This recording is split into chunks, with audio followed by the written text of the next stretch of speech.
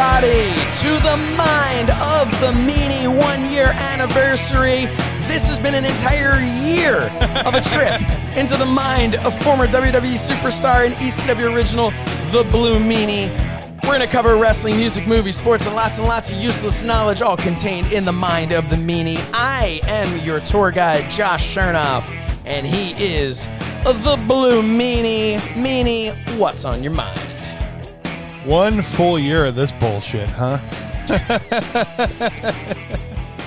Nah, man, it's pretty fucking cool. Yeah, check that out. Yeah, well, yeah. I realize you can't see my sign over my head, so I brought it down. Special occasion, I just hold it up. Well, this is an audio format. Josh brought out his Mind of the Meanie sign that we proudly adorn in our offices, done by the wonderful Hal Haney and Hal Haney Art. Yeah, man, seriously, 1 year. Who would have thought of it? It's a good thing we didn't wait for the fucking pandemic to be over to start the show. Yeah, we'd be just getting ready to launch. Yeah, at some point, hopefully. And we were like, man, we should have just done it back a year ago, you know? Yeah. Hey, quick shout out to the person over your left shoulder, I believe it is. That would be Mrs. Meanie, I was going to say unofficial third member of the podcast, but I'm pretty sure official third member, as she, this is again audio, as she licks your headphones. It's all a perspective thing. Mrs. Meanie, welcome to the 1 year anniversary. Cool. I was pretending that you were lying to everybody. That was fun. Oh, I see. The people that can only hear, they can't see me. They don't know I'm here. You were just making that up.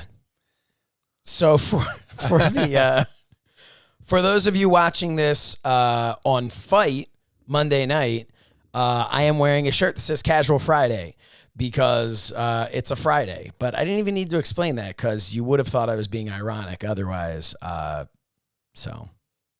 that's it. This show jumped the shark. Yeah, my underwear says Wednesday, so, you know. Yeah, mine says April.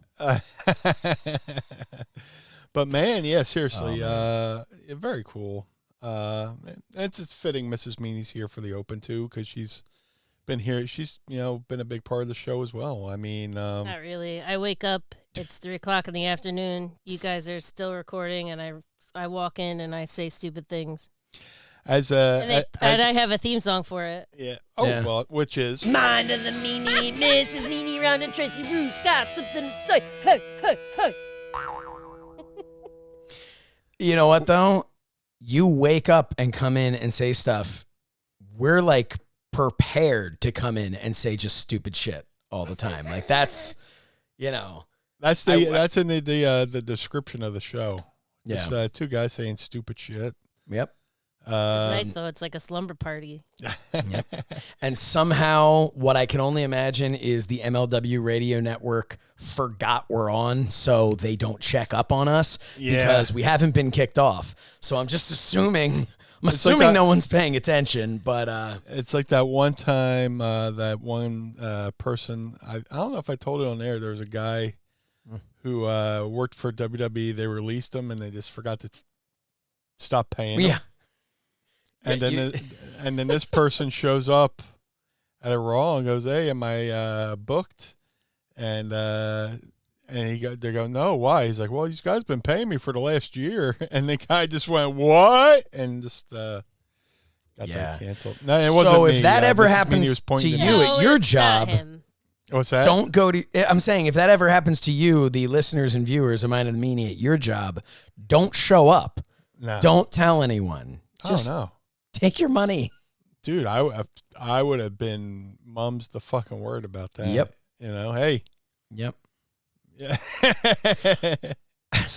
Hey, it's on the bookkeeper at that point, we're never timely on anything.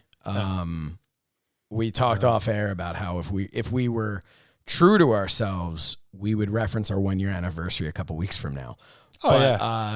But something that is timely today, as we're recording this, is the 20th anniversary of the last Nitro.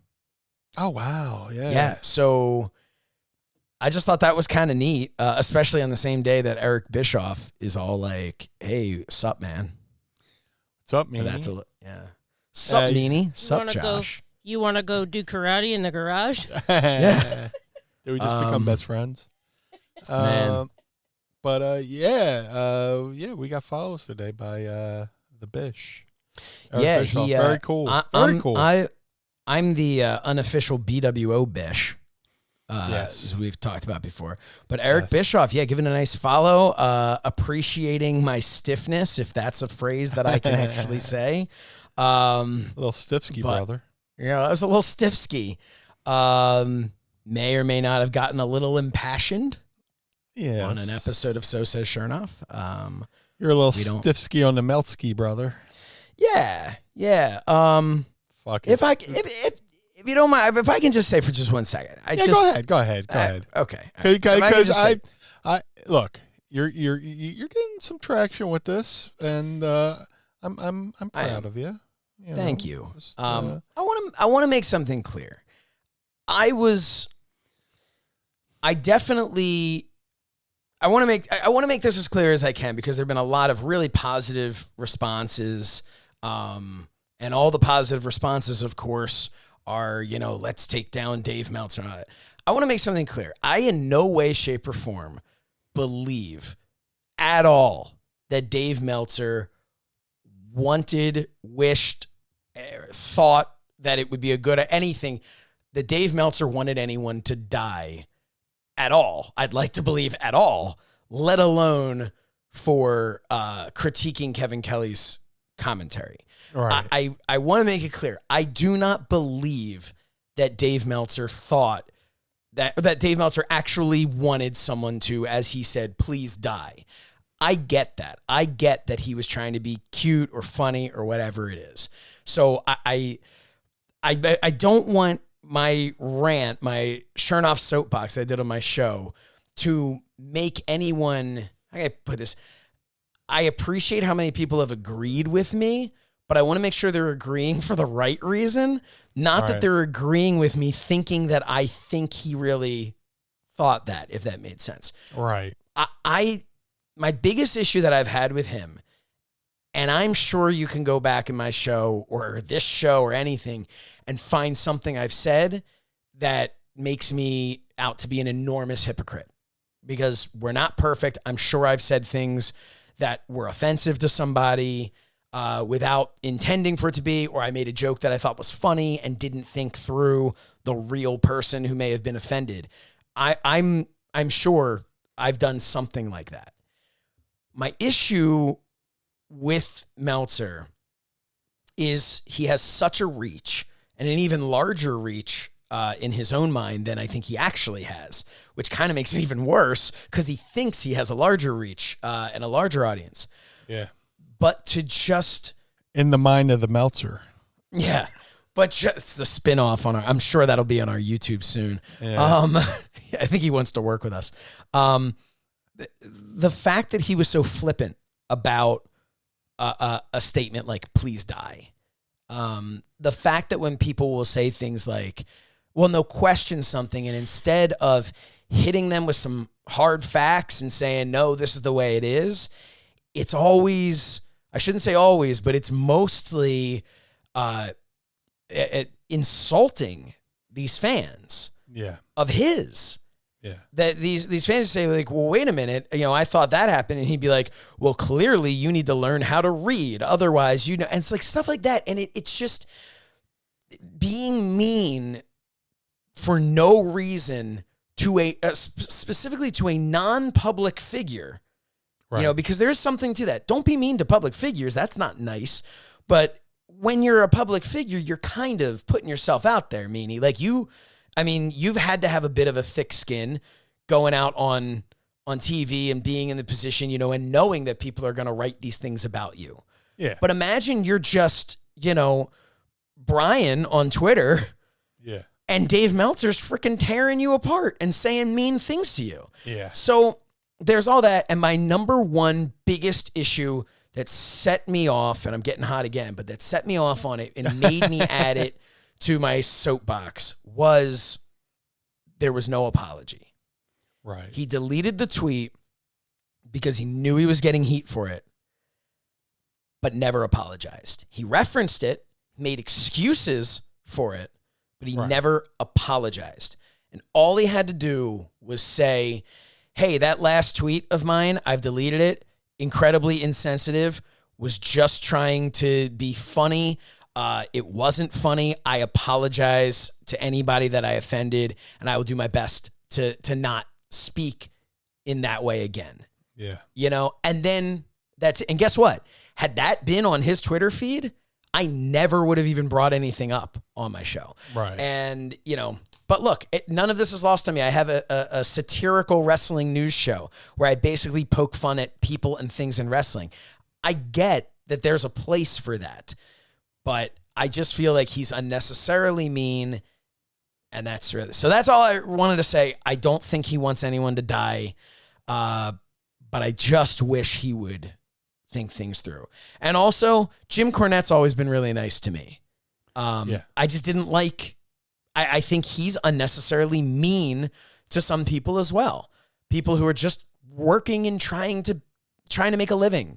And that's what that aspect of it was too. Because for the people who watch the whole show, you know, I did mention Cornette and poked a little fun at him. And, you know, like I said, maybe I'm a hypocrite for poking fun at one person and coming down on another one, but I do think that there are levels and tiers to that. So just wanted to get that off my chest. And I do appreciate everybody who supported that tweet and made it go, I wouldn't say viral. Banana.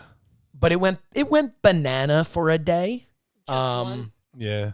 And but no, but well, I here's the appreciate thing here's the thing that drives me nuts with like Meltzer. It's like, you know, I mean, there's a lot of stuff that he drove other people nuts with. Like, you know, Pritchard would be like, hey, we could send you the attendance figures. We can, you know, send you the results. Nope, I'll just have fans send it in. Yeah. You know, instead of getting like the official figures, which, you know, they could give you right from Ticketmaster to them. And then like, you know, you have people giving their opinions on the matches and he's printing them as fact. But then there's also like, there was the issue like when AEW first started, you know, running shows, and there was questions about like ticket sales, some about ticket sales, and somebody questioned him about it, and his reply was like, well, why don't you get a friend in the industry who sells tickets for a living, and they could tell you. I was like, well, no, Dave, you're the expert. You're reporting these facts. You have a radio show. Bring your friend who's the expert on your show to properly explain it instead of just flippantly going, well, why don't you find what, you know, right. If I disagree with him about something like, and, you know, something with space travel, why don't you go find an astronaut, you know, or something like that. It's just like, no, you're the expert here reporting the facts. You bring the experts on your show and have them explain it. And that's the stuff. All of that behavior is what has allowed me to feel comfortable kind of poking fun at him here and there on the show. It was just something, and I don't know if it's because, like, look, I've you know, we've talked about this before. I've lost friends to suicide. Right. I understand he did not tell someone to kill themselves. Right. I get that, and I am not accusing him of it. And to me, maybe I'm 100% wrong for it, but I felt that. That's what I felt. I felt like when he said, please die, he may as well have written, please kill yourself. And again, not in any way do I believe he would ever mean for that to be the case. Right. But it just, I don't know. It struck a chord with me. It pissed me off. And that's why I went a little bit further on it. But but you're making great points with that. I mean, this is a guy who claims to be, and I think that what I said on the show was his pontifications that he calls reporting or something like that, because that's it. He goes on and he says like, according to someone who was there, the crowd was dead. Well, guess what? Had you asked the person next to them, they may have thought it was amazing. Right. So who are you judging this by? There are matches that I could, here's an example. Conrad Thompson has gone on about how he thinks the Bret Hart-Shawn Michaels Iron Man match is the most overrated match in WrestleMania history. He has said that. Me, I love it. Right. I love that match. I love that it went that way. So does that mean Conrad's wrong? No, it means it's Conrad's opinion. Does it mean I'm right? No, it means it's my opinion. Right. But if someone was to report something as fact and only chose me or Conrad to report whether or not that was a good match or overrated, you can't do that. You can't. So, Dude, I went to WrestleMania 4 and 5. Yeah. And then, like, you know, I was there. I was part of the crowd and all this stuff. And then you hear people go, oh, man, those WrestleManias, the crowds were dead. And it's like, they weren't dead. Just that building that they ran is acoustically horrible. It's like, it's an echo chamber, right? To where you might as well have been running a stadium where the sound goes up instead of out.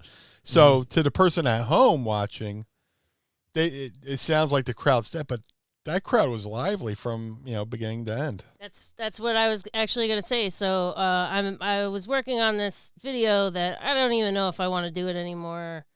Like I'm making a video about WrestleMania entrances, right? Like my favorite ones, and there's the thing with those outdoor stadiums with certain buildings, but especially like stadiums. That crowd reaction is getting carried up and out and into fucking space, and you know what I mean? Like, so one of my favorites that I talk about is John Cena with the marching band, and the marching band comes out and they did like God Bless America or whatever, like they did some America song or whatever. So the marching band comes out, they're doing that, then they go into John Cena's song. And the crowd is kind of like, there's a little smattering of applause because, like, they're not sure that that's they're like, oh, cool, what's this, like a medley? What are they doing, like a cup? And then John Cena actually comes out. The crowd's like, it doesn't come across on the, it doesn't come across at all because you can't hear it. It goes up and out. But here's another thing, though. You're putting this video together, which Vanessa Bello from our Patreon says, "Do it, Mrs. Meanie, please." Listen, like I'm making these videos, and then like I'm in the middle of putting it together, and I'm like, "This is stupid. Nobody cares. What am I doing?" Like we got this Retromania arcade cabinet, and I wish that I thought to like make a beginning to end video of how to put it together. But like, I feel like there are a lot of people wishing that you had done that as well. A lot of people struggling to figure out how to build that. Listen, so what I did was I put together the base because I already had the top half done. The base came separately, so I put the base together and I kind of filmed just like me talking about screws for 15 minutes, like how because the screws are weird. But listen, it's in my Twitter bio. My Twitter bio is that I like to my favorite pastime is putting together IKEA furniture and listening to wrestling podcasts, and it's true. Like I feel like I'm constantly putting together IKEA furniture. Like there was one time I remember getting like a bookshelf or something, and Meanie goes, "Do I have to put that together?" And I'm like, "No. Are you gonna touch my toolbox?" Like, no, dude. I wear the pants in the family here. Man. I'm the builder.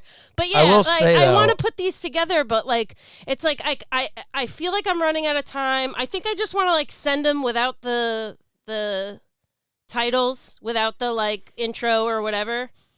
But here's the beauty of it. Do whatever it is you want to do. Yeah. Because it's yours. And when someone's tuning into it, if they tune into it to, Mrs. Meanie's I hope I get 100 thumbs downs. What's that? Yeah. But when and look, and here's the thing, like, for everything, like, we always talk about there's that person out there who's always going to give the thumbs down on something, and how that gives you, first of all, I love the thumbs down because it makes it so everyone believes that the thumbs up aren't a bunch of bots, Can I tell you, it actually, the thumbs down do not affect you negatively. I mean, please don't. Like, if you really hate me, give me 2 thumbs downs in a row. Just click it. Click it twice if you really hate it. Do that. Here's what you do. Do the one thumbs down, and then every couple of hours, click on the video again just to make sure that thumbs down is still there. It's really weird because I've looked at other people's videos that like this shouldn't have a thumbs down. I think either people just like do it or maybe it is a bot that does it. I don't know. But here's the thing: people have differences of opinions on things, and that's fair. For the today, my Twitter was blowing up over this whole thing, and for all of the it's amazing. Thanks for saying what I've been thinking. Blah blah blah.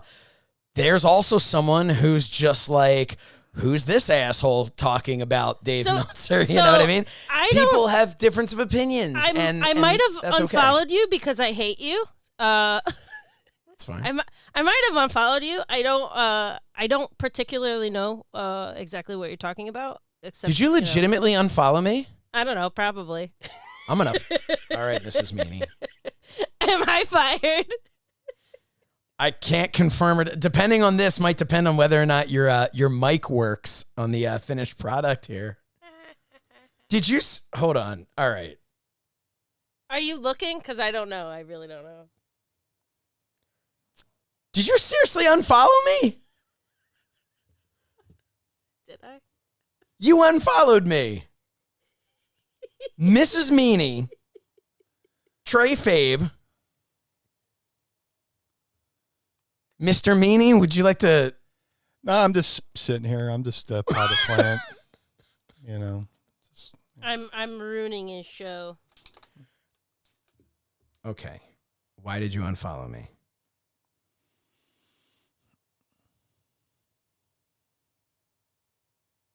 Was it because radio? Did I like too much of your stuff? No, I'll mute you. That's the polite thing to do. All I ever post is promoting Mind of the Meanie. That's like, oh, look at that. I just got a follow from @TreyFabe. Appreciated. Oh, Mrs. Meanie. You're a character. Should probably block her. I heard she's a robot. Yeah, no, I reported her. Hey, Blue Meanie. How's it going? No. How are you? I just woke up. It's good. I'm good. Fine, I'm leaving. Listen, I got my second COVID shot today. Oh, congratulations. Yeah. I'm begging to get my first one. I got my first one, and it's ridiculous that people have not been able to get their first one. I registered on with expectation that it was going to be a long time. I think I showed you where to register, and you wound up getting yours before me. Listen, you showed me where to register, but your thing was for your county. So then I actually had to go, but it did actually give me the heads up on how to do it. So I went to my own county and I registered, and that's a big aspect of it too. The size of our counties are different. So they're opening more places in Philadelphia too, and I think that you should probably. Yeah, I got to redo something. I think Oh, well, there also isn't a check Aren't there mark. going to be walk-ups? I don't know. There also isn't a box to check that says that you had lung surgery, which it's, again, you like missing anniversaries. It was the anniversary of your lung surgery. Yeah. And when your broken that? hand. Yeah. What? This is a bad month for me. Yep. I broke my hand and, which, I wound up having to get 2 steel plates put in my hand. And then, my lung surgery, which we talked about in an earlier episode, where Mrs. Meanie had just, moved here, and within a course of a couple months, I get sick and, get my, get an empyema, a bacterial infection in my lung, and then, I have to go through this whole thing, and she stuck by me, man, Yep. She pulled the thorn out of my paw. Hey, I mean, thank God it was you, and because if it was my Twitter account having a lung issue, I can't say she would have stuck by it. She may have flown the coop. No, you. In spite of all of that, you lucked out and found a great person. Oh yeah, and, absolutely, yeah. It's just not in spite of her staying with you, in spite of her unfollowing me on Twitter, which we are going to have. Hey, I gotta tell you. Can I tell you something? I kind of do stuff like that all the time because I'm an asshole. If I really didn't like you, I'm gonna block you, and I'm gonna block your entire family on every page. So if I just unfollowed you on Twitter, that's fine because I'm still friends with you on Aren't we Facebook. kind of like coworkers and friends at this point? That's okay. I unfollowed my mom. I unfriended my mom. Well, I'm starting to feel a little better then. I unfriended my mom on Facebook, and then there was this was a couple years ago, and there was a report out of my hometown that some lady was found washed up on the shore on the beach, and I was like, she was so distressed that I unfriended her that she threw herself in the ocean, and I was so sad. It's like, Mom, she's like, yeah, I'm fine, I'm at work.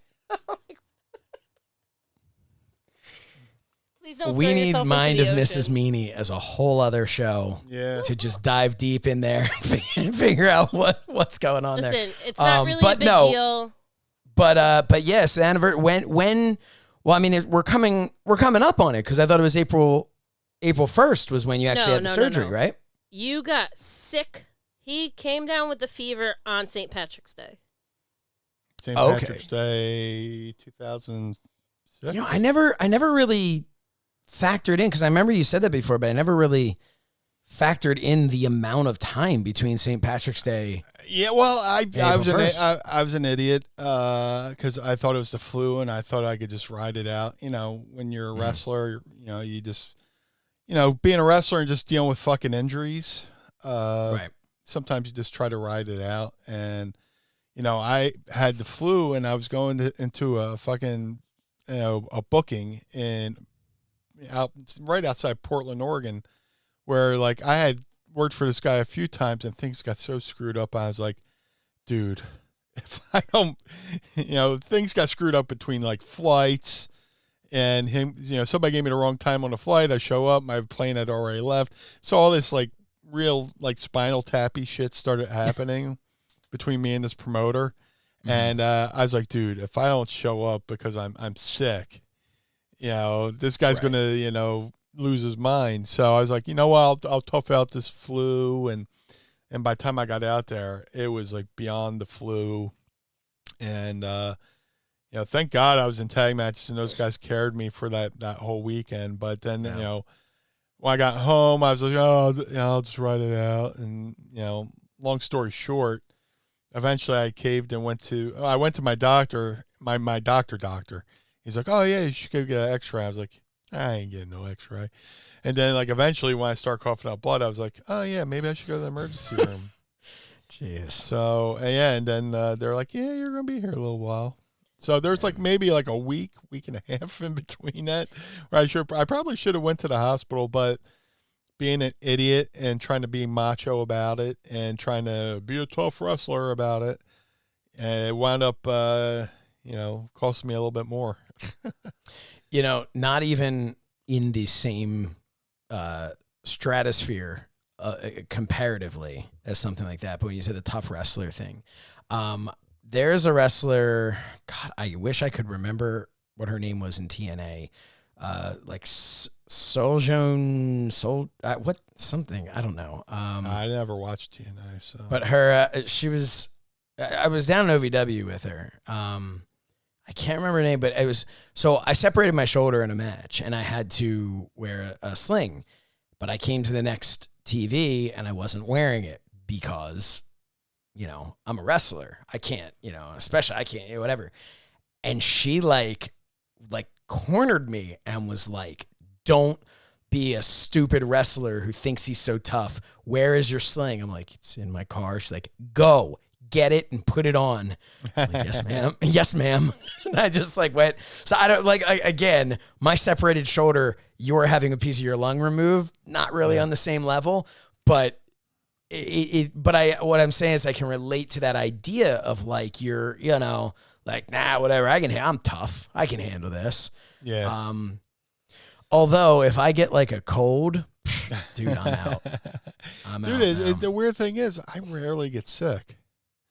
So it's if I do get sick, and if I sell for it, It really has to be something like, I swear to God, we, with Retromania and everything, we did that convention up in Boston. Right. And I got, we both got sick. And, for me to actually go, man, I feel like shit. It really has to be something. And, I toughed it out, got home, and, when we're in Boston, we're at the hotel, I'm just like, taking steaming hot showers and just trying to sweat shit out and getting under blankets. And drove home and just, drank like gallons of water trying to flush it out of my system, whatever it was. My lungs were on fire, everything. Jeez, but again, just dumb, wrestler logic, just tough it out, rub some dirt on it. I think walk that's it off. I think that's just a manly thing too. I think the reason it's a wrestler thing is because it's a manly thing, but then as a wrestler, you're around so many other high testosterone men where everybody's just being, super tough guy and, super gluing their wounds shut and shit. Yeah. Yeah, right. Well, that's another thing. That's another thing, so many injuries I've had, from busting my tailbone to, jacking up my neck. And just gritting your teeth and getting through it. Because, you always have that mentality. If you don't work, you don't get paid. So, yeah. There's always that logic. But, like, once you get into the real world, it doesn't cost you anything to go, hey, maybe I should get this thing checked out. Then, like, how long do you go without, like, insurance? Oh, yeah, wrestlers are high. Right? Like, that's the thing. A lot of wrestlers don't have insurance. You know what I mean?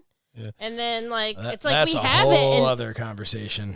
we have it, and I'm like, let's just, like, there's a thing down at the Navy Yard that's, like, one-stop shop. I'm like, can we just go there like a mall and, like, I need this one, I need GI, I need this, like. Mm-hmm. Well, that's the thing, man. You get insurance, and you just, like, you start looking, and you go like, oh, I'm covered for this. Oh, a little bit of this, a little bit of that. Oh, I get 7 of these appointments in an entire year. Go do them. Why not? You're paying for the insurance. If you see something, here's the thing. If you see something that says like, yeah, you're allowed however many like physical therapy appointments, just like stop for a second and think. I'm sure something's bothering you in your body. If your insurance is going to cover it, go get it fixed. Get something tweaked. Yeah, man. Just it's just a matter of, I'm out of Shawshank, so I gotta get used to the civilian life of where it's okay to say you don't feel okay, and it's there's nothing bad about saying you don't feel well or stuff like that. So there's that. So yes, sir. So I wanted to ask you about, since this is the 1-year anniversary, what were your hopes for this podcast in the beginning, a year later? Did you have any like, because I know I'm somebody who I'll like set these like milestones, and I know you and I did that together, but what were your hopes? And do you think that in a year's time we met them, we exceeded them, we came up with different things along the way? Dude, it's just like, before the idea came along of me wanting to do a podcast, I didn't want to really do a podcast at all. There were times where I've, put the keys in the car, but I never turned the ignition on, so to speak. There was one point where I wanted to, do a podcast, but I didn't know what it was going to be. And like I said, I went and bought the equipment, and, I don't know what the holdup was. Maybe the fear of being rejected, kind of, maybe. Because when you're doing this, I mean, it's not like you're doing a regular shoot interview where you get asked the same 10 questions and you kind of go on autopilot with the same answers. Whatchamacallit, there's a really good interview out there with Vin Diesel. I forget what movie he was promoting, but somebody took all his interviews from that press tour, and he gave the exact same answer, told the exact same story, And sometimes when you do shoot interviews, you're like, okay, they're going to ask about this. They're going to ask about that. Here's what I'm going to say. This is what I can say to pop them. But me right here, it's just me. I'm bearing my soul. Yeah. And my biggest fear in life is being embarrassed and humiliated, Sorry. And well, yeah, there's that. But just embarrassed and humiliated, and just for putting myself out there in a personal way. Yeah. But looking back in this year, I think we've done pretty good at building a little community here. Yeah. I don't mean the word "little" as like it's not the meaning. I mean, it's like we have a sense. No, of like community. close knit. Well, we have like we have our own little village here of Yep. like-minded thinkers. Did you think that when the idea of starting a podcast, did you think that we were ever going to tackle some of these things? Like, because we have had, I feel like this is that episode of the TV show where it's like the retrospective, and then we, go to the old clip, which we're not going to do because I don't have enough time to edit that. Yeah. But did you? I mean, we've had some things where it's been really great. I know for all the listeners, and for me to be able to watch you open up about all of these things that I never knew about you, that I don't think wrestling fans knew about you. Yeah. Did you ever think that starting a podcast, you were going to end up telling these personal stories? I didn't know what I was going to do. Because I see so many. I sound like a broken record, but I've seen guys start podcasts and then fizzle out. And they're just like, man, I just enjoyed the life. We have a schedule here. We have a set thing that we do, and the key to doing this is consistency and being reliable to the folks that are looking, who hit that subscribe button, to the folks who pay good money on the Patreon, to the folks at MLW Network, to the folks at FITE TV who are putting us on now every Monday night. We have an obligation to that. Yeah. I think some people are so used to just wrestling on the weekends, and then this, to have this other thing they have to do. Right. They kind of fizzle out, where this is like what I want to do. And as far as you said, tackling this, it's just, look where we're at like a year later. I mean, we have our own line of figures coming out. We have a great community on Patreon. We're both in Retromania. Yes. I got, some other stuff that's coming up that, because of this podcast. But, a year in, I'm very happy. I feel bad, like, on a situation like this where, like, real life, like I said, real life's getting in the way. Because normally we record on Saturdays. Right now we're doing the Friday night at 12:15. It's 12:15, right? Yeah. A little inside baseball, but I made that commitment that I have to do this. Yep. And, real life got in the way. I had to help a friend out. It's because I plan on having diarrhea all day tomorrow, and he's got to help me. Yeah, she got her COVID shot, so, yeah. Oh, God. Is it starting? Oh, Mrs. Meanie. I actually feel fine. My arm hurts a little, but I feel fine. You did pretty good today for somebody who got the second shot. And Which kind did you get? Not to get off topic. No. What kind did you get? That's none of your goddamn business. Okay, then. Pfizer. That's all they I got Pfizer as well. That's why I was kind of curious because I've only had the one, and that later that night I felt like all my joints kind of like hurted. Hurted? Nope. All my joints hurt. I'll allow it. They all hurted me. He heard it. But no, I all of my joints were hurting. Almost like imagine you had the flu, but without any other flu symptoms, only that like joint pain. Woke up the next morning. Felt Well, that's 100%. my everyday life. So when I get the I shot, was gonna say, yeah. I woke up the next morning. When I say 100%, I woke up the next morning in my regular 45%, and I was good. that'd be funny if you normally felt like shit and you felt better after you got the shot. You're like, oh, I like this pain. I was gonna tell you though, there are times where if I've had like a surgery or something like that, like And because I have like neck issues and back issues, and we don't have to get into all that, but there have been times where I'll take something and I'll go, wow, this is what people normally feel like, you know, like, and I'm sure you can relate to me on that, Meanie. Like, and, you know, it's a weird thing. It almost takes you back and you're just like, oh, this is kind of what it was like in high school. When I didn't, you know, when I would jump out of bed in the morning and didn't have to, you know, do stretches and stuff like that to make sure I could move. Go back to my childhood days when I could just take a diving back bump off the couch and get up and like it was nothing, you know. I watch my son do that stuff now, and I'm just like, I just want to tell him, it's like, dude, just take it easy on your body because one day you're not gonna, you're gonna, you know. That sound every time you get up out of a chair, you know? Yeah.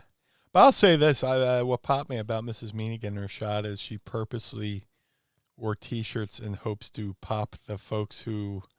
So I know I know it's Marine Run. It's all Marines. It's all kids. It's all National Guard kids that are like, you know, they're this is not their town. Like, they're doing this thing. They're here to come work. You know what I mean? It's this pretty serious, heavy thing. And I'm like, the first time I was like, I had this outfit because it was cold. So the first time I had this outfit ready to go where my shoulder could be out, but I'd still be warm. And then I was like, I'm going to wear my Undertaker sweater. Because I was, like, when you're out, even if you're going to get the shot, whether you're working or you're there, here's this, like, serious thing. That's a cool thing to see in the wild if you're a wrestling fan. You know what I mean? So today's T-shirt was the Road Warriors. I wore that today, and I got a couple. I like your shirt. But I think the Undertaker got the bigger pop. Yeah. Oh my god, is that an Undertaker Christmas sweater? It's like, yes, it is. See, awesome. That's the life of living with a wrestler. But I also like when I get dressed in the morning, who am I gonna go see? Who's gonna like? And then you have friend T-shirts that are like, you know, when you wear out in the wild, there's gonna be the one guy like, nice shirt, and you're like, found my friend. I'm proud to say that happens when Meanie wears my shirt. Dude, yeah. Meanie will tell me to be like, oh, someone popped for the sarcasm is my superpower shirt. Yeah, man. That's exciting. Yeah. Thank God you made it in blue so I can actually wear it. It's in my color scheme. That's all I was thinking about. Yeah, there's certain colors I just can't wear because I don't feel right in it. Yeah. I'm not good in red. I have very red cheeks. Depending on the lighting and color that I'm, you know, and red. I don't hate red. I don't think I look good in red.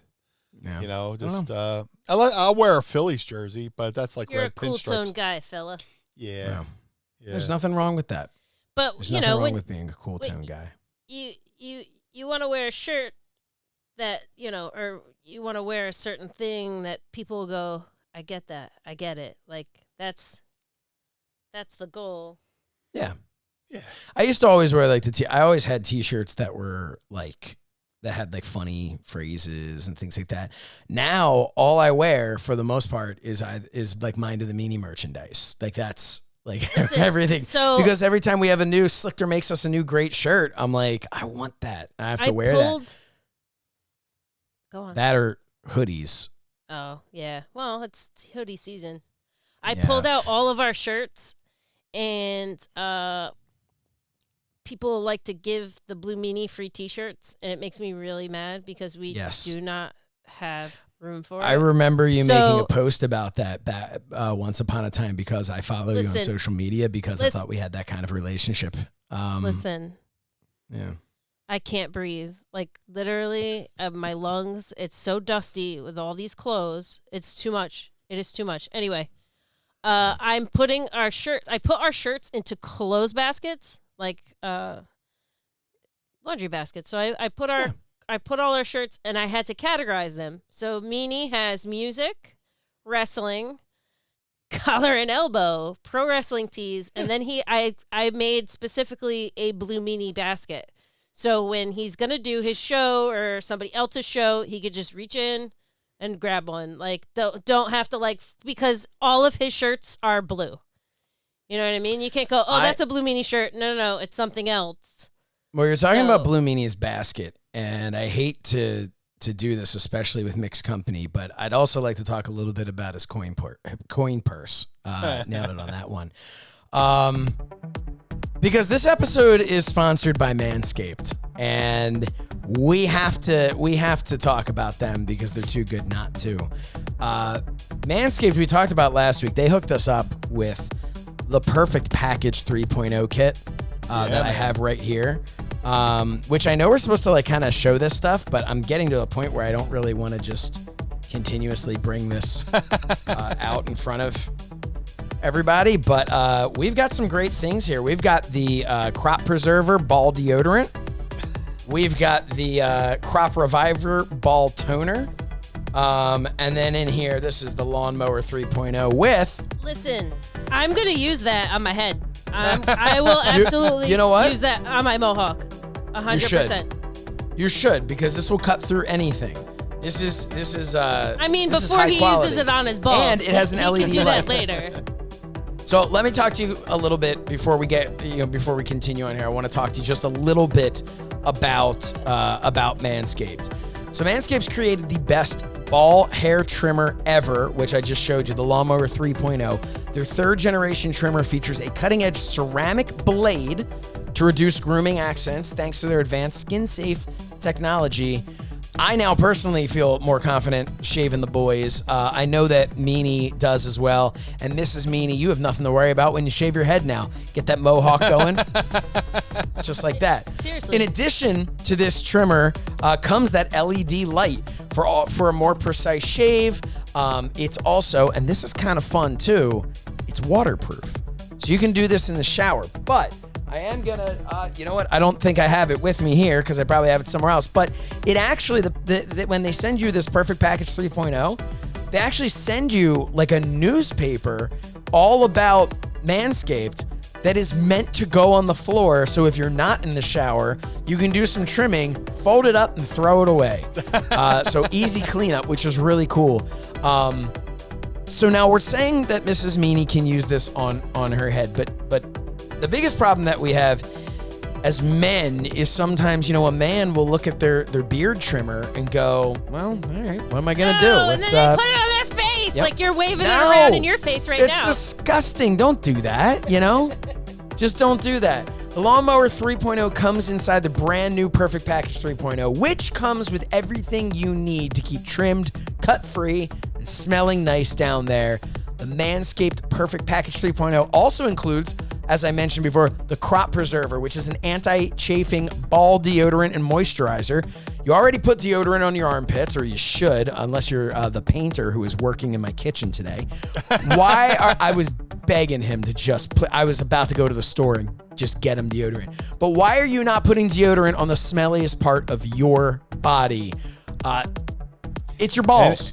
It's getting to be that time of year, too, man. Oh, my God, Meanie, we're getting sweaty, aren't we? We're getting soupy. Speaking of sweaty and stinky and soupy balls, I am thankful for the Crop Reviver. This product, along with the Crop Preserver, keeps your balls from sweating, smelling, and sticking. Nobody needs any sticky balls, all right? So, Manscaped... nobody needs the bat wings this season. Wait. Okay. What is happening? Well, while she's doing that, I want to say that Manscaped threw in 2 free gifts into the perfect packet. What am I looking at? The bat wings. Okay. Wow. For our audio listeners, I'm not looking at Meanie's bat wings. They threw in a pair of high-performance Manscaped boxer briefs that'll keep your junk feeling fresh all day. And the travel shed bag to store all your grooming goodies. But I want to tell you something about those boxer briefs. If you're a boxer brief guy, these are fantastic. They are the most comfortable boxers around. So anyway, trim that junk of yours.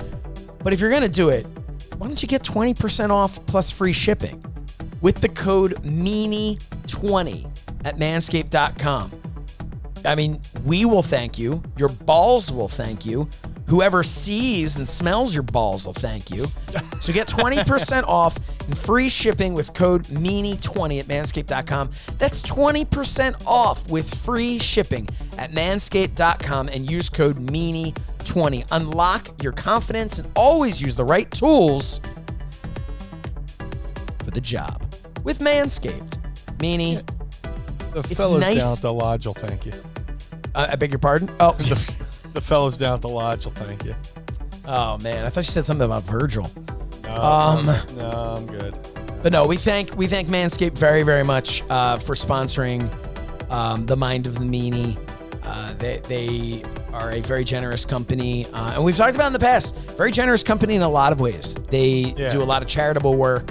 Yes, It's they not do. all fun and games, and also Manscaped. I mean, Meanie, it's a fun commercial to always be able to do, a fun little ad read here, but it's a damn good product, and you should be trimming yourself. It's 2021. It's also fun when your balls don't stink. Yeah. Yeah, that's fun for everyone. It is fun for the whole family.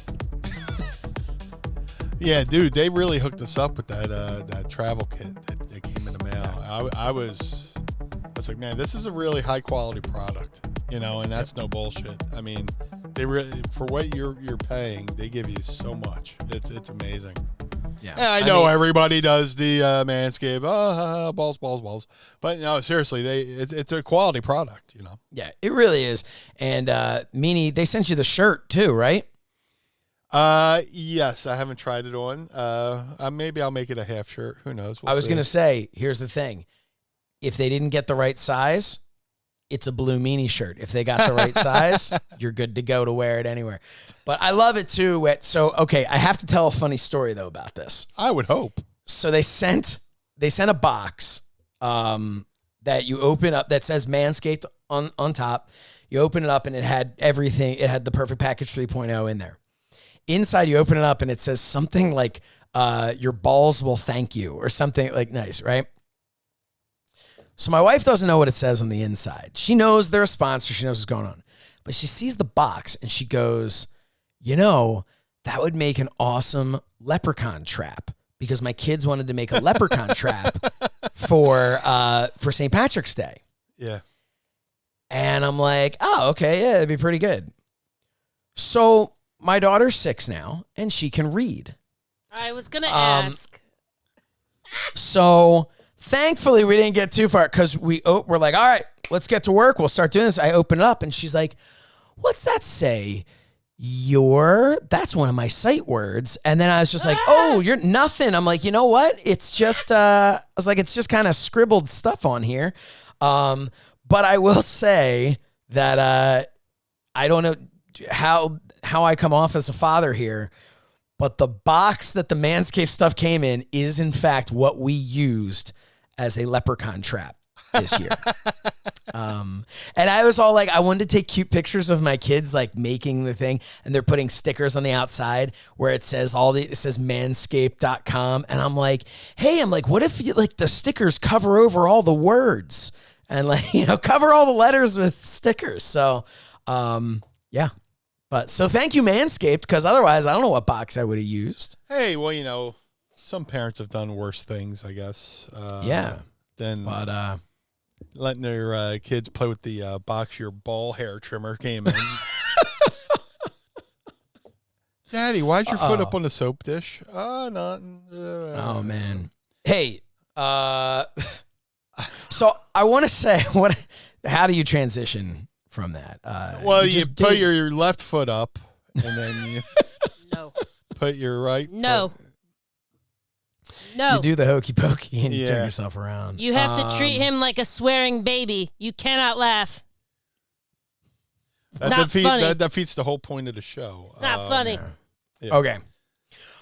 So I now want to know, Mrs. Meanie, in all seriousness, I want to see if we can drag you into the frame here.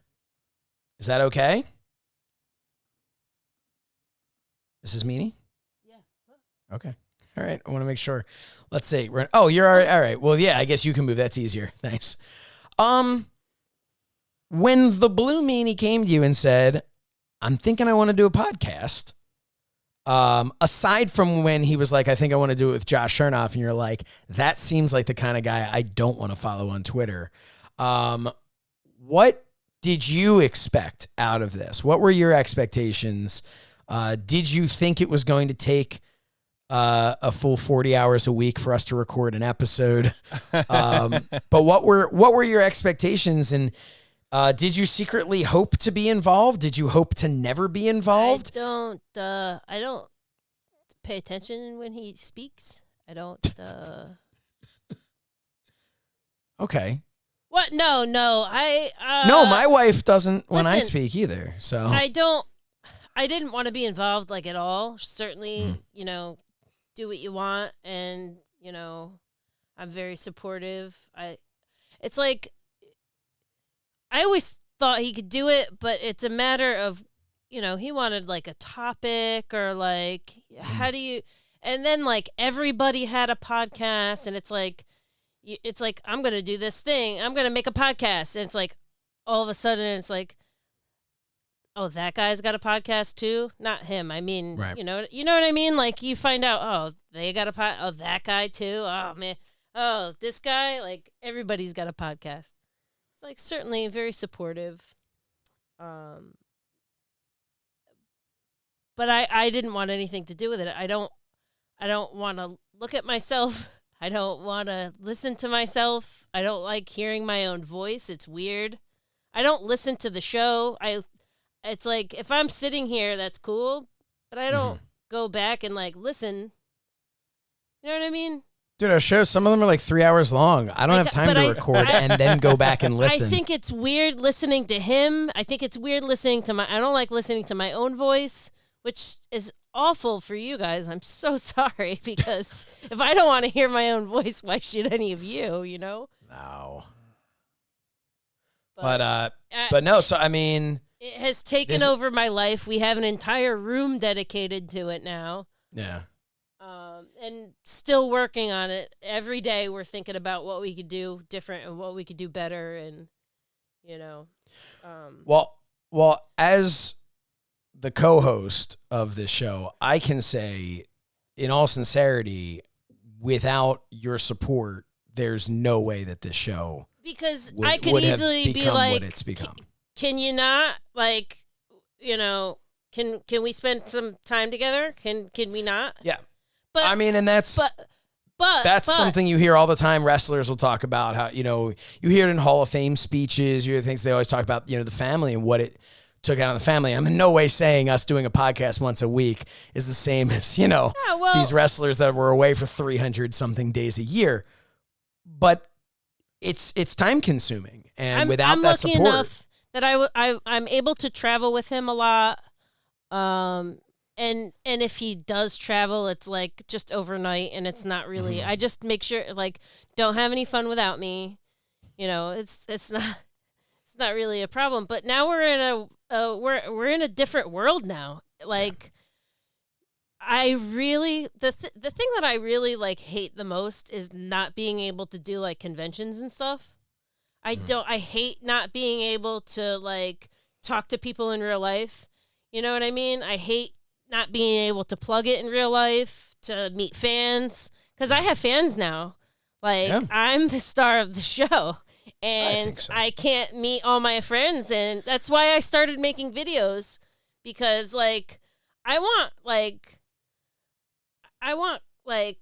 secret code words to say to people too. I want like fun like lingo that like I want.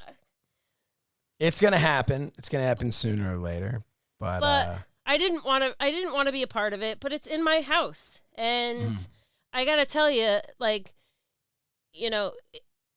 with everything shut down, and with him doing all these like satellite shows and interviews and all that, it's like I have to be quiet.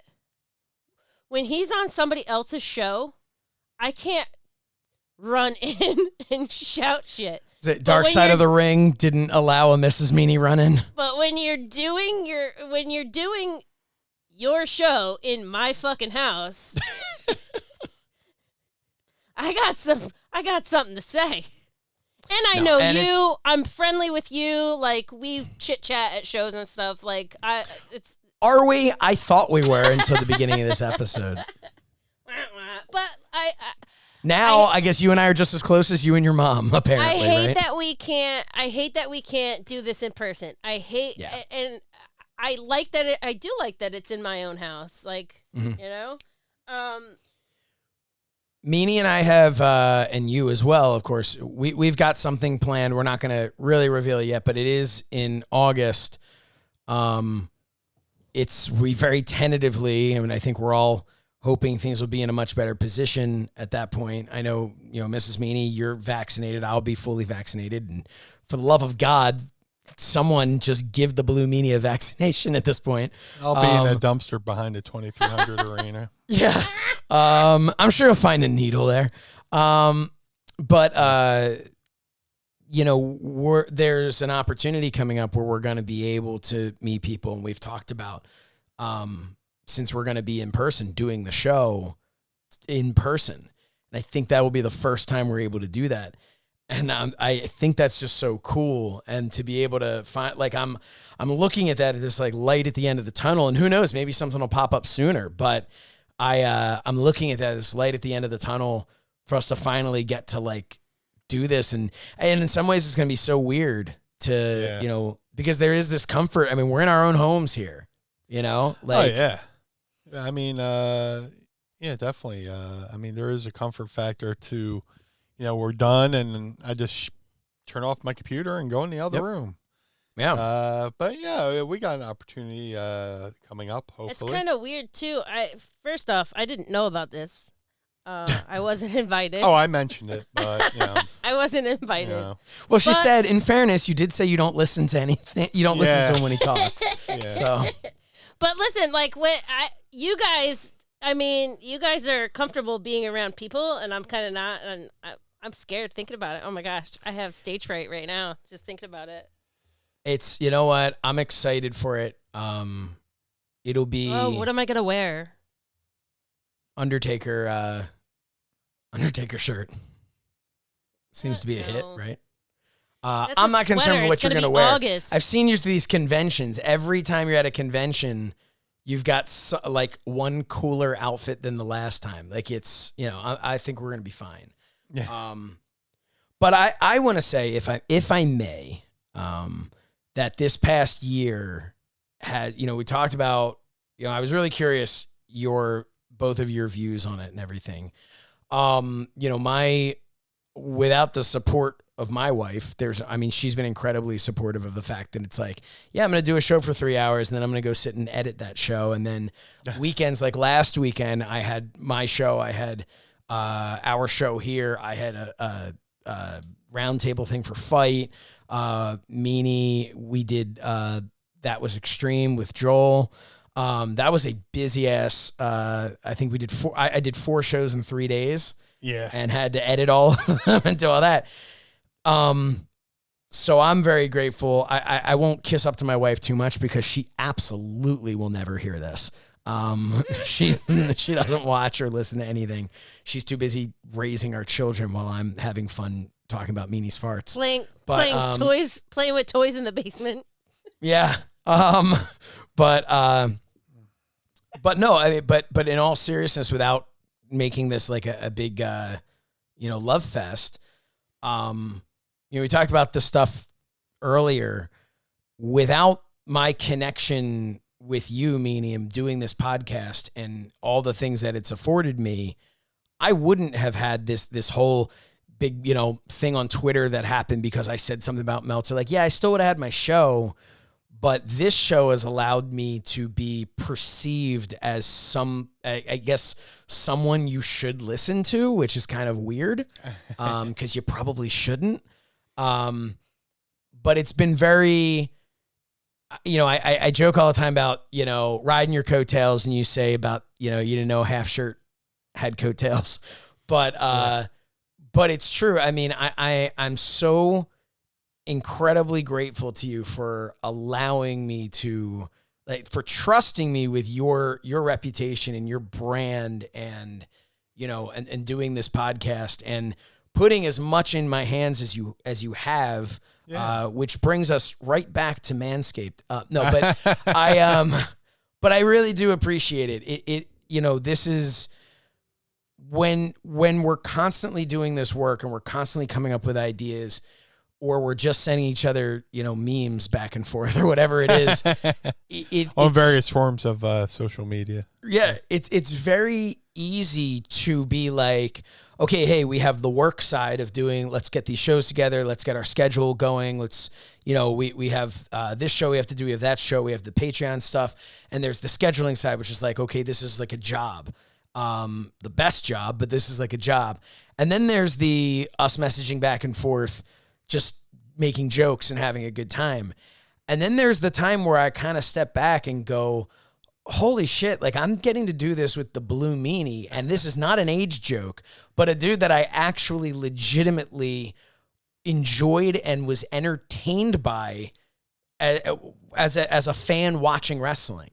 So it is so cool to be able to do this. To have an action figure is ridiculous. It is so inappropriate that I'm getting an action figure. I don't know who let you have an action figure. It is so... A little weird. It's ridiculous. And I'm so... But it's between that, the involvement with you on this podcast, I know whether they've said it or not, I know that was a large part in me being offered the ring announcer spot on Retromania. It was a trust thing, and I mean, this past year, which has been on, for so many of us and myself included on personal levels, there have been aspects that have been pretty freaking horrible. Yet in the last year, I now have an action figure coming out. I've been in a video game.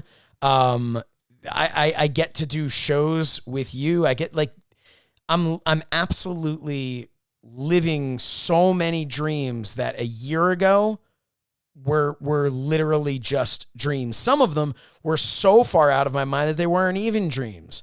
Like the action figure was just like, yeah, that's clearly not a thing that's happening in my life. But so I won't go ramble on and on more about it, but sincerely, thank you so much for trusting me with this show. This has been amazing. And oh man. And to our pod squad. Yeah. I mean, this the idea with Patreon, I think in the beginning we're like, I don't know who the hell wants to pay to have extra, because we'd been doing the pod for a little. Yeah. And we're like, I think this is a fun show. People seem to like it, but does anyone really want to give money for us to do more of this or behind the scenes of this or anything? And it's this, we've had so many people, Andy Slichter, who came to us right in the very beginning, and I'm just, not to give too much behind the scenes, but there was how many times you'd be like, all right, hey Slichter, what do you want for this? And the response is pretty much, I want the podcast to succeed. That's awesome. It is, this could become the sappiest thing ever. I feel myself getting emotional over because I'm very grateful for everyone associated with this show. Yeah, man. Like I said, people think you do a podcast, you just hit record and talk, and that's it. And there's so much more to it, as I've learned. And I definitely made the right choice because the stuff you're able to do with the podcast between editing, video, all that good stuff. I don't even know. He just asked you because you wear a suit. And then he's like, where's the suit? He looks professional. And then what's the first show? I'm like, I'll wear a t-shirt. This guy looks like he knows what he's doing. But he gets printed ties. Yeah. It's all confidence. It's all the confidence. Very fancy. Make it till you make it. Yes, but seriously, I don't even know if I had tried to do this on my own, if I'd still be doing it. And yeah, I don't even know how long it would have lasted. I don't know if all the other opportunities would have came about. I think about, because you guys were talking about, were you guys talking about doing it in an actual studio somewhere? And like, I wonder if that would have like worked, because, you know, when you're going to another building, what if they're closed? Right. What do you do? Like, and then you're not set up at home. Like, I like the home setup. I like that, like, you're ready at a moment's notice to do, like, anything now. Yeah. You know what I mean? Like, you're ready. No, you're right. I think we would have, I honestly think we either never would have grown the comfort and chemistry, because we would have been at that community college with, like, the student running the soundboard, and I think both of us would have been far more, you know, let's talk Meanie. What was it like backstage at ECW when you did, you know, again, I think there's that thing of us doing that hour drive once a week. I think we would have. I didn't even think about that. Yeah, one way. I think we would have burnt out quickly. And I think if we believed in the chemistry, and had we been able to have that, I think with no pandemic, we would have ended up doing something like this, virtual, like, you know, just from a convenience standpoint, but this would have evolved, you know, into this, between, you know, real life commitments and stuff like that. This is a commitment, but you know, just to do like an hour drive to the community college, and we're kind of doing it based around their schedule, and you know, say I couldn't make it one day, well, they don't have like after hours.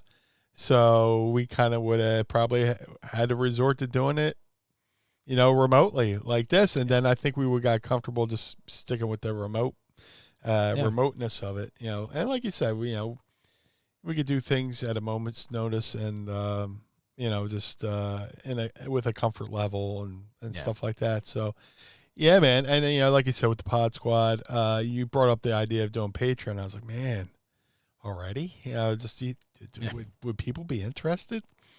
But here we are. We, you know, like a little inside baseball before we start recording. You know, we have a little chit chat with the Patreon group, and you know, we pretty much have a packed house tonight. In the we say mean things about people who don't have the Patreon.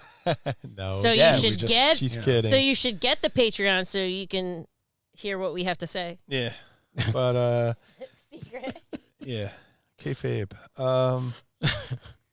But yeah, man, just the fact that, you know, we have a full house tonight on a Friday night after 12. Yeah. And people on a Saturday morning.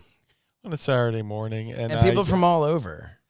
And you know, people have lives, you know. They got to, you know, get up early tomorrow and stuff like that. And the fact they're just hanging out, that means a lot. So, you know. Yeah.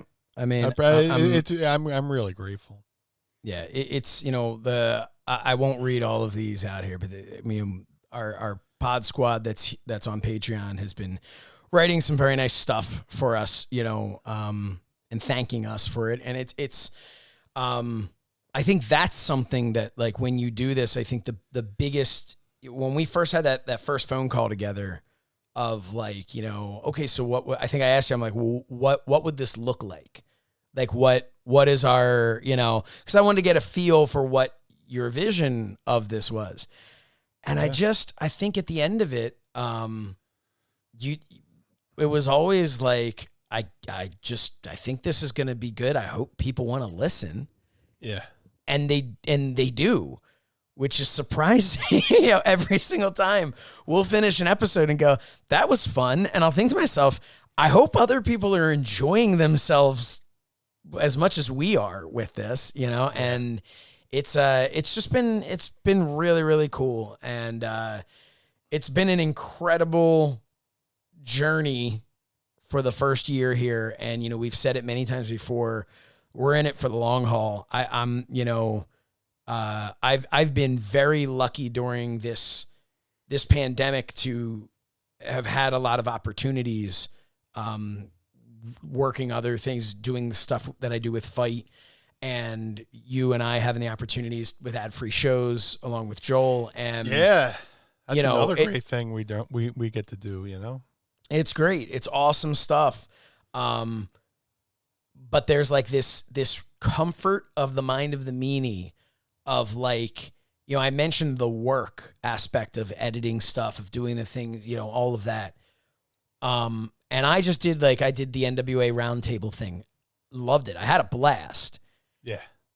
But it's like I go and I have my job and then I get to come here and hang out, you know, and it's, and I never want it to sound, cause we put thought into this, sometimes very little, but there is thought, there is stuff, but you know, and I will say, and then we'll move on to something else, but I will say, as cheesy and sappy as this sounds, the absolute best thing that has come from it for me has been the fact that has been our friendship. The fact that I genuinely consider you just a good friend and somebody that, you know, we have had conversations having nothing to do with the podcast. Oh, having to do with real life. And yeah, you know, that's something to me that is like, at the end of all of this, if I look back and I go, well, at the very least I made a friend. At the very least I got an action figure. And then after that, at the very least, you know. Can you believe that? Yeah, man. That I got an action figure? No, it's insane. Maybe you should call it an action figure. It's definitely probably gonna get more well, all right. No. No, I stopped myself, but I'm just, it was going to sound terrible. I was more referencing the fact that it wasn't going to get hurt when the arms move, but here they are. And if anyone's wondering if Meanie has picked up, by the way, they've asked us to send these back. Yeah, figures. And I'm like, Meanie needs he still needs to take some pictures with it. But at this point, they sent us pictures of the almost completely finished, like there's really no reason to even give you the prototype. The figure is going to be here soon. Yeah. You know? But anytime you want it. Nah, yeah.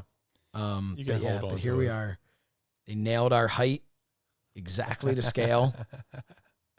My arms, before my you biceps. know, before you know, we'll have the real thing. So yeah, that's fine. Very, very soon. Very, very soon. We're very excited about it. Yeah. But no, it's amazing. But thank you again, everybody. And with that, I'd say the other best thing to come out of this is the entire wardrobe that we now have. So please check out some of the great shirts we have over at ProWrestlingTees.com/Mind of the Meanie. Get your Mind of the Meanie shirts at ProWrestlingTees.com/Mind of the Meanie. We have the Mind of the Meanie logo tee, the Mind of the Meanie badge, Meanie Toons, Meanie Burger, 3 seltzers deep, Meanie Gas, Wreck Every Bathroom and Leave, Meanie Screwing Up the YMCA, Alternative Commentary, Podcast Faces, and so much more. Go to ProWrestlingTees.com/Mind of the Meanie. Meanie, one thing that we have not done yet is crack open any seltzer. I'm begging you, man. Yeah. And there is no better seltzer in the world than Ugly. Yeah, man. This is, we put them over strong last time, and this is a big deal. This is a bittersweet moment for me because this is my last peach. See, I'm, dude, it's been a struggle. I didn't even get any. Here was the cherry I drank earlier while I was sitting in my office. Yeah. Dude, it's been a struggle to try to, save some for the show. I said, they were going to have to, maybe send us another case. Not that I would, What do they have? 8 per flavor, right? Yeah. Is what they sent us? Mm-hmm. Okay. This is the second week we've done this. I drank 6 of them. I couldn't control myself. And I still have the Wegmans brand in my fridge. Right. And I just was like, should I have a peach? No, I really should save this because I can get a good solid 8 weeks out of this, of the sponsorship. But I couldn't. So yep, let's crack this bad boy. I got the cherry. So very nice. 3, 2, 1. There we are. Oh my God, it's so good. Like I said, man, not only does it taste really good, but you open it up and it smells excellent. The smell is is almost the best part. Yeah. I know that sounds weird, but like when you're going to drink it, you're like, this is peach. Yeah. Yeah, dude. It's like I said, I hope they use that on their commercials. Josh Shernoff says, when you drink it, it's like, this is peach. No, it's like Nailed it. dude, I used to drink so much soda back in the day because I was addicted to that fizz. And thankfully I dialed back, but I always had that urge, I need a fizzy drink. And when we started, going to seltzers, I mean, that's kind of helped me get over the need of, wanting to drink a soda.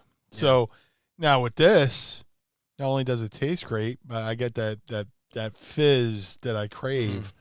It's that true, like they said on their website, like that's like they wanted to be a true alternative to soda. Yeah. And like it really is. It is that flavorful and that good, and that it's got that fizz. Not just like a little bit, like it's a very carbonated drink. It's fantastic. So thank you. So we just I don't even know how or why we started drinking seltzer. We just kind of naturally started, like, moved over to seltzer, and then our supermarket didn't have very many brands. Mm-hmm. And then at some point, Philadelphia adopted what they call a soda tax, which is not just soda. It affects all sugar beverages, and it's like a lot. Like it's a pretty high percentage per like ounce, and it's not just soda. It's anything with sweetener. So it could be juice, it could be sweetened almond milk, it could be like anything, but soda in Philadelphia is very, very, very expensive. Mm-hmm. So a lot of people started drinking seltzer. So now our supermarket carries so many more flavors. And like you have something like this where we don't have this in the store. But like I want all the flavors of seltzer. Yeah. I want to try every seltzer under the sun. Like, and it helps that it's cheap. We are not. You mean like when they send it to us? No. No, I showed my wife uglydrinks.com. That's where you would get these. You go to uglydrinks.com. And she was like as she just kept scrolling, she's like, oh my God, they have so many flavors here. This is ridiculous. And then they had like the holiday theme flavors. But they might have had a marshmallow at some point. I might be lying, and they might have had a root beer that I had my eye on. That's what started it all. Yeah. That was the thing. You were talking about the root beer. I want to try every flavor of seltzer under the sun. Like really, like do it. I'm glad that seltzer is a thing that people are into, and I hope more people get into seltzers.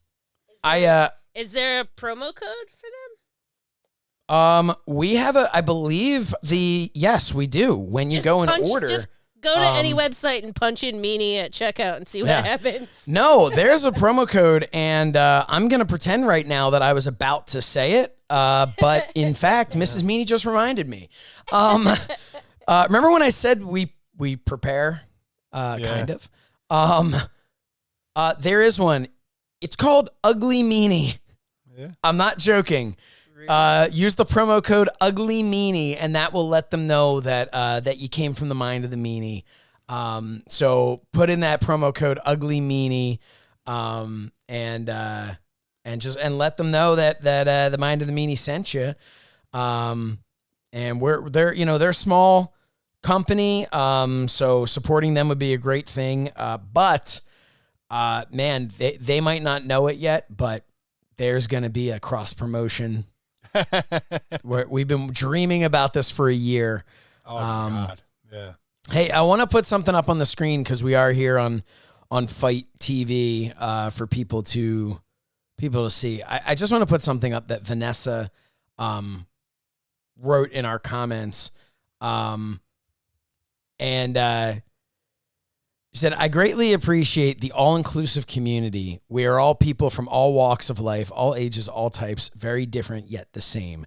And I just wanted to put that up because I know this is kind of jumping back to our thanking everybody. And I thank everyone who has sent great messages, but like that is the part, and Meanie, you and I have talked about this off air, like that aspect of the fact that people feel that way is there's no better feeling than that. I truly, I've never really talked much about, or as much as you have about being bullied, as a kid, but I was bullied to the point where I switched schools. I've had, maybe that's why I have a short fuse when it comes to certain bullies that I may or may not talk about on my soapboxes.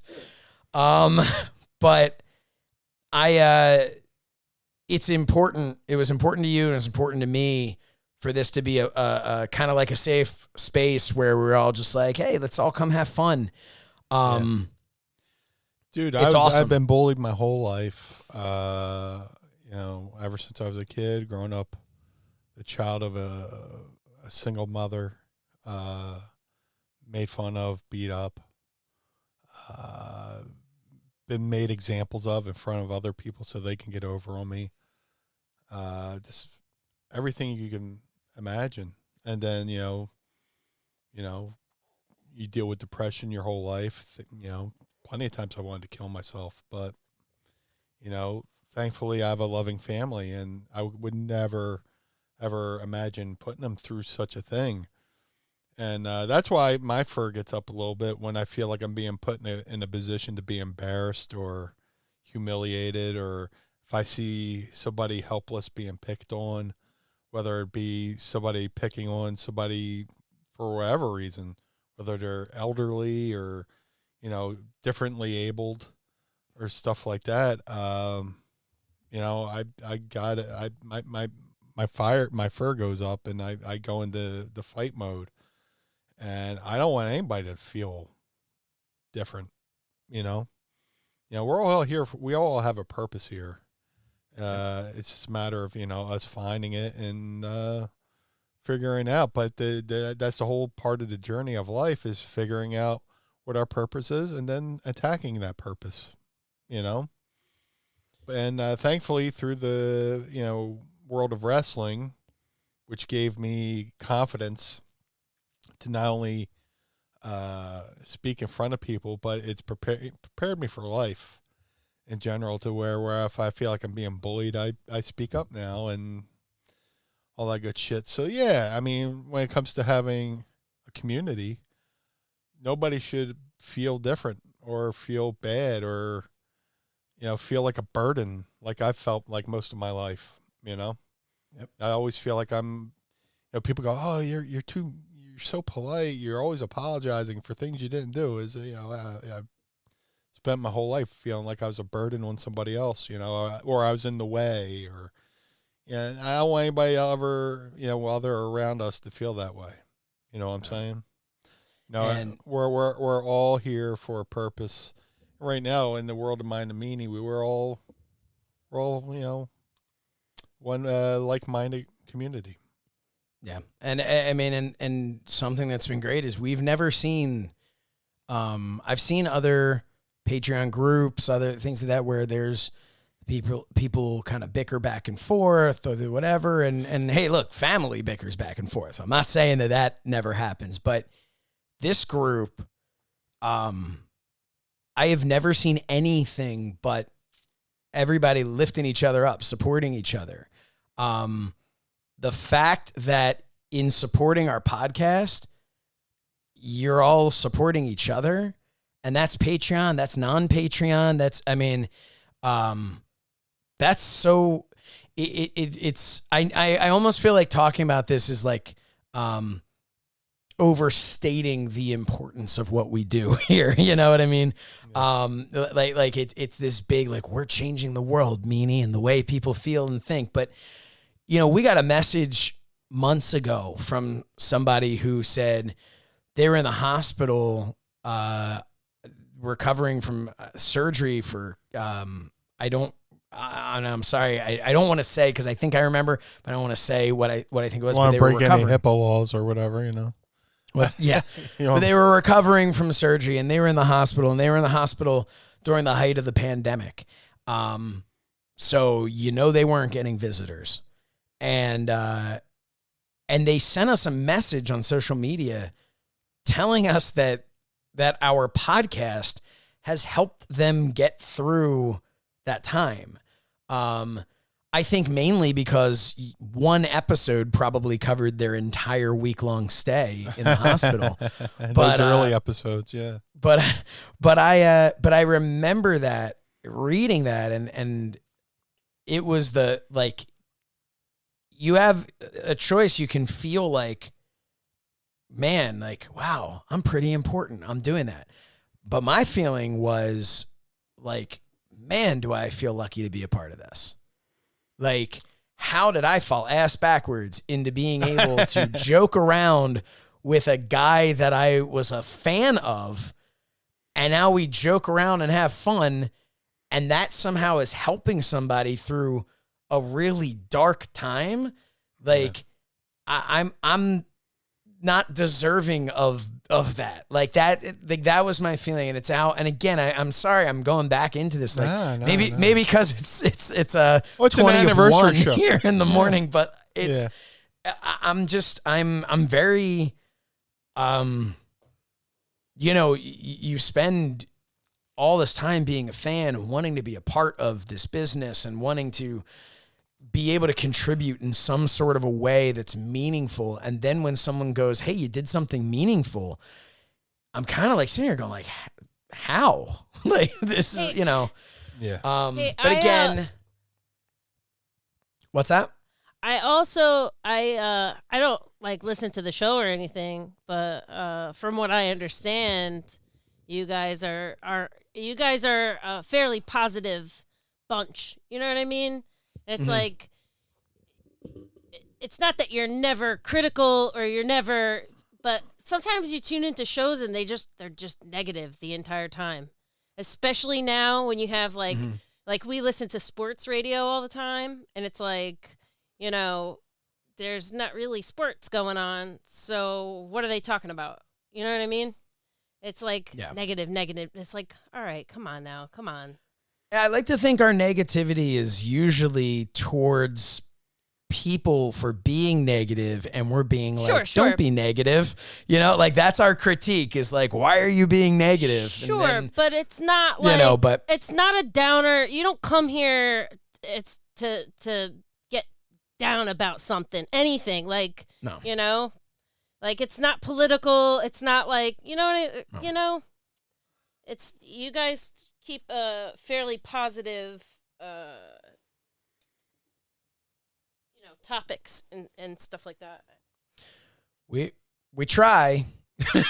Because you don't know what people are going through, and people don't want to tune in. You got, you know, everything sucks, and then you tune in to listen to people talk about how everything sucks. That sucks. Like, and you don't know who you're talking to. You don't know who's on the other end. Exactly. What you're saying, like, that is just, in a nutshell, that is right. That is something to remember really through every aspect of life. Like, and thank you for letting me hang out with you guys. Seriously. Like, yeah. What's that? Thank you for letting me hang out with you guys. Thank you for being here. And seriously, this is you have brought so much to this show that I know you don't like to say you have, but you have. You have. But that's the thing. You never know what people are going through. And I hope if you're having a great day and you listen to us, I hope we're making it better.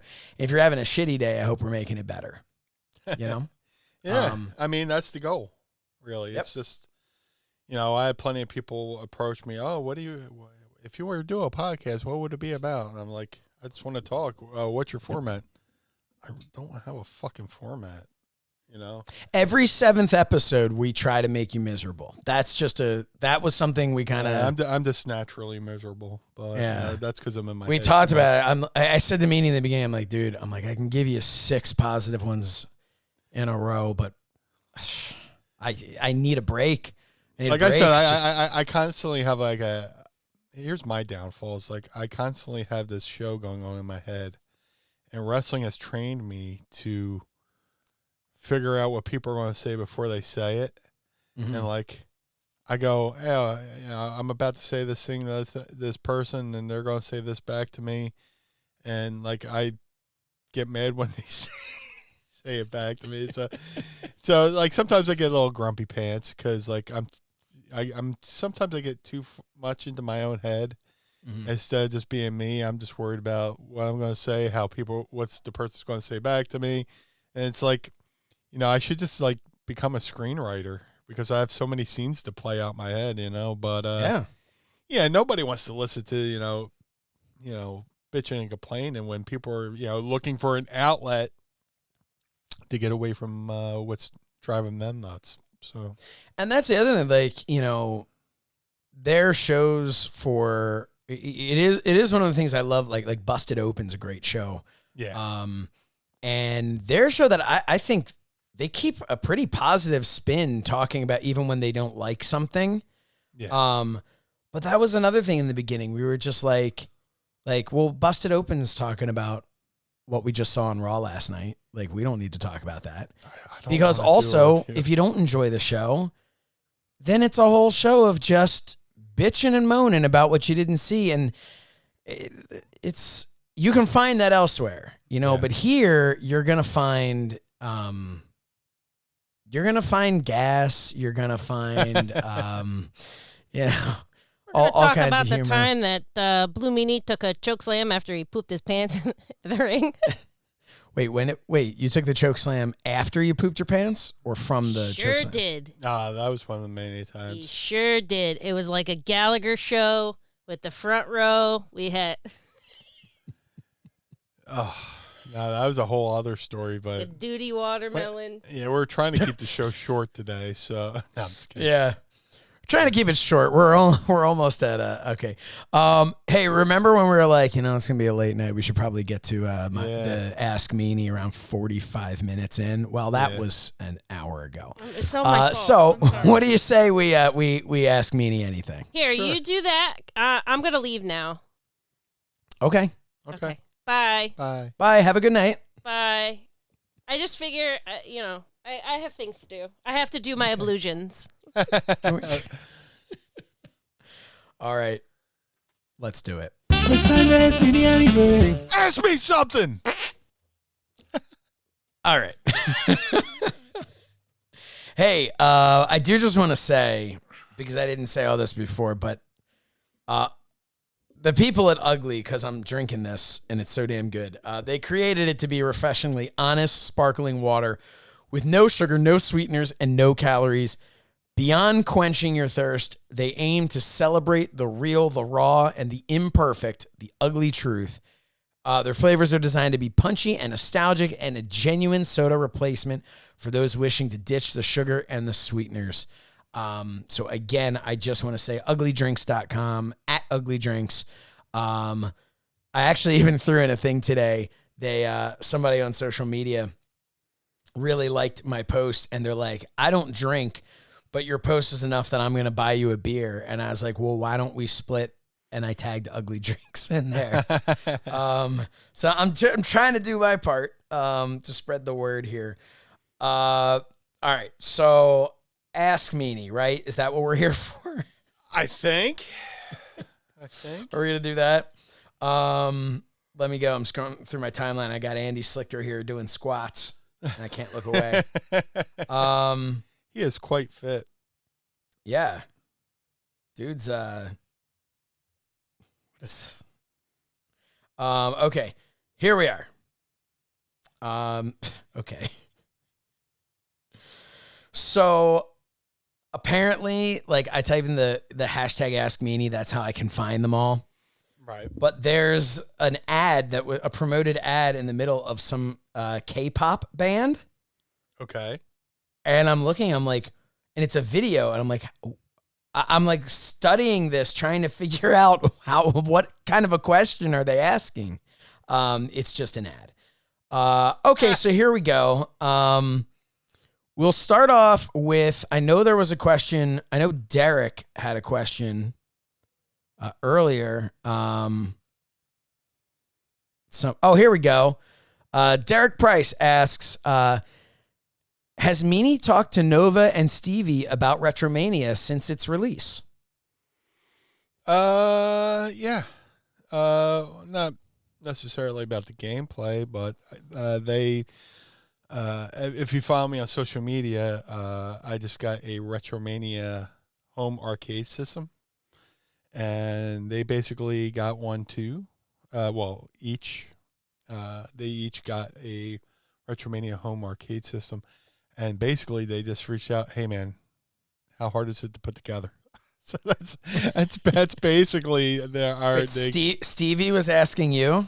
Oh, yeah. And because I use Stevie's tutorial videos to figure out how the hell to set up the Roadcaster when we got it. Well, it was just like, it wasn't like, how do you put it together? It was like, how hard is it? And I just deferred to, I was like, well, Tracy did it, and she basically said it's like putting together IKEA furniture. So, that was basically the extent of our conversation. Yeah, they said, how hard is it? And you're like, well, Tracy said it's hard enough that it does the trick, but could use a little. All right. But yeah, man. I mean, we talked about it ages ago. Like, we're still just dumbfounded, not dumbfounded, but like in 2021, we're still doing this thing, and it's amazing. Kind of like how you and I are amazed that, we're a year into this podcast and we still do it. We still like each other, and we love our community, and, But to have the BWO in a video game. And like, I tweeted today, I was like, dude, it's time and money is a huge investment. And Retrosoft Studios, who made the game, and this iArcade, those folks, made these cabinets, and just to have your photo on something, people do things in hopes to sell them, and they trust my likeness and my work to be able to, I'm not just me, but as a collection, with the action figures as well, So it's a big undertaking, it's a big head trip, that people trust us. But that's basically the extent of our conversation. We're just like, we're really doing this. It's kind of cool. This question comes from Pharaoh at Pharaoh MTG. Who is your favorite person you ever worked with in the ring as either a tag partner or as an opponent? It would probably have to be Tracy Smothers, You ever tag with him? No, I tagged with little Guido one time, though. Yeah. That was kind of cool. The BW FBI we were for one show. Awesome. But no, I never tagged with Tracy, but he's probably my favorite all-time opponent. Just because we've been purposely married together. We've had matches that, when I work elsewhere, people want to do the spots me and him did, or where he worked somewhere else.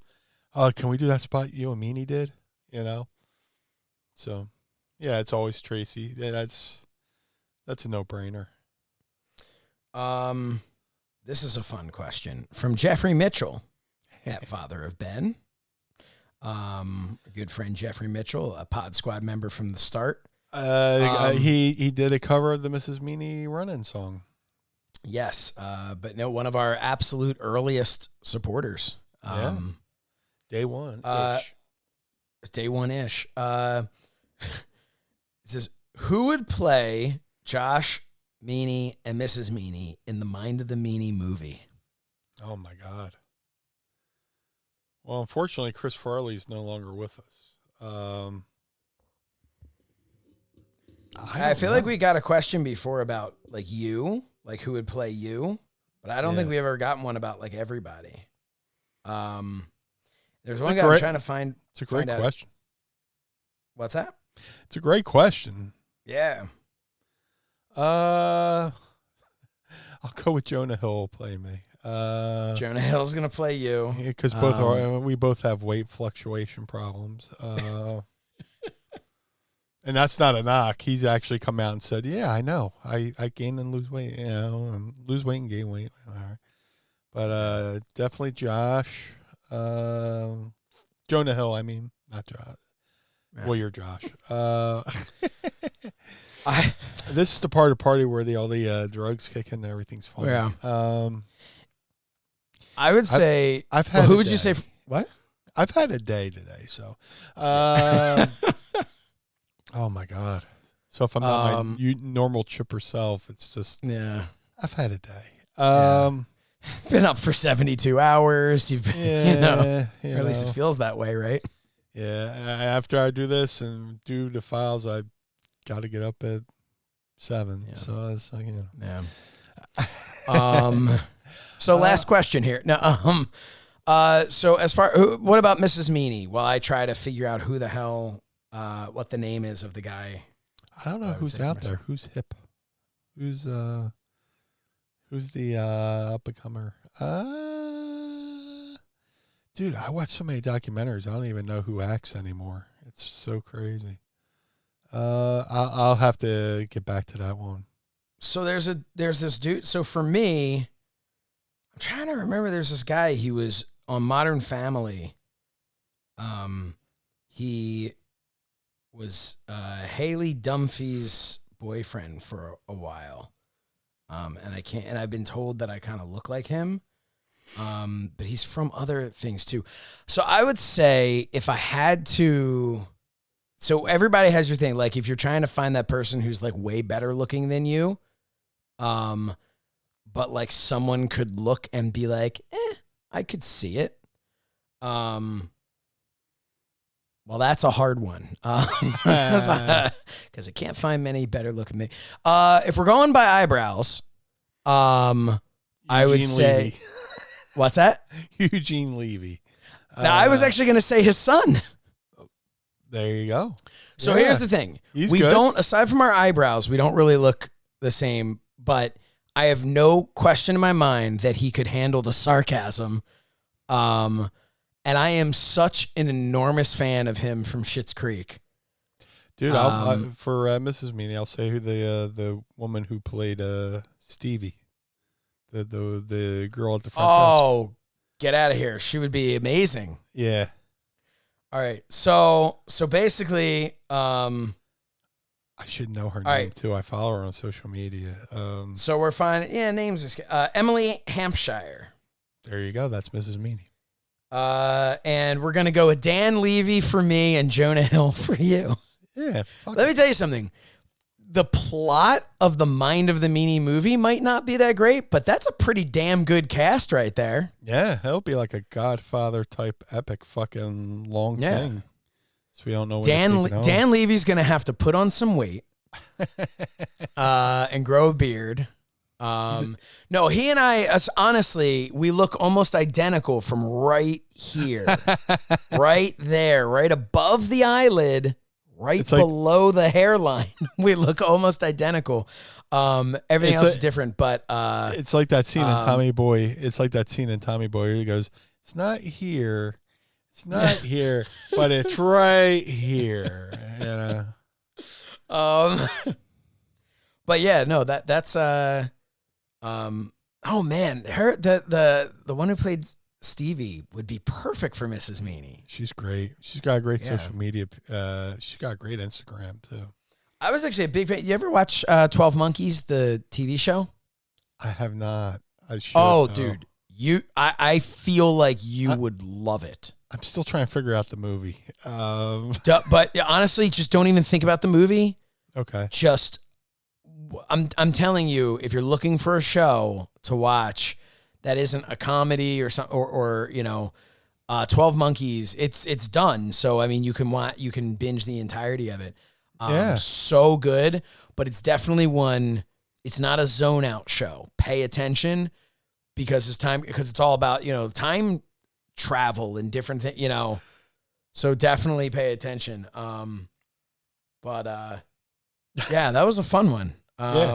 Definitely made me think. think. Guy, excuse me. The other guy, I want to say his name is Adam something or another.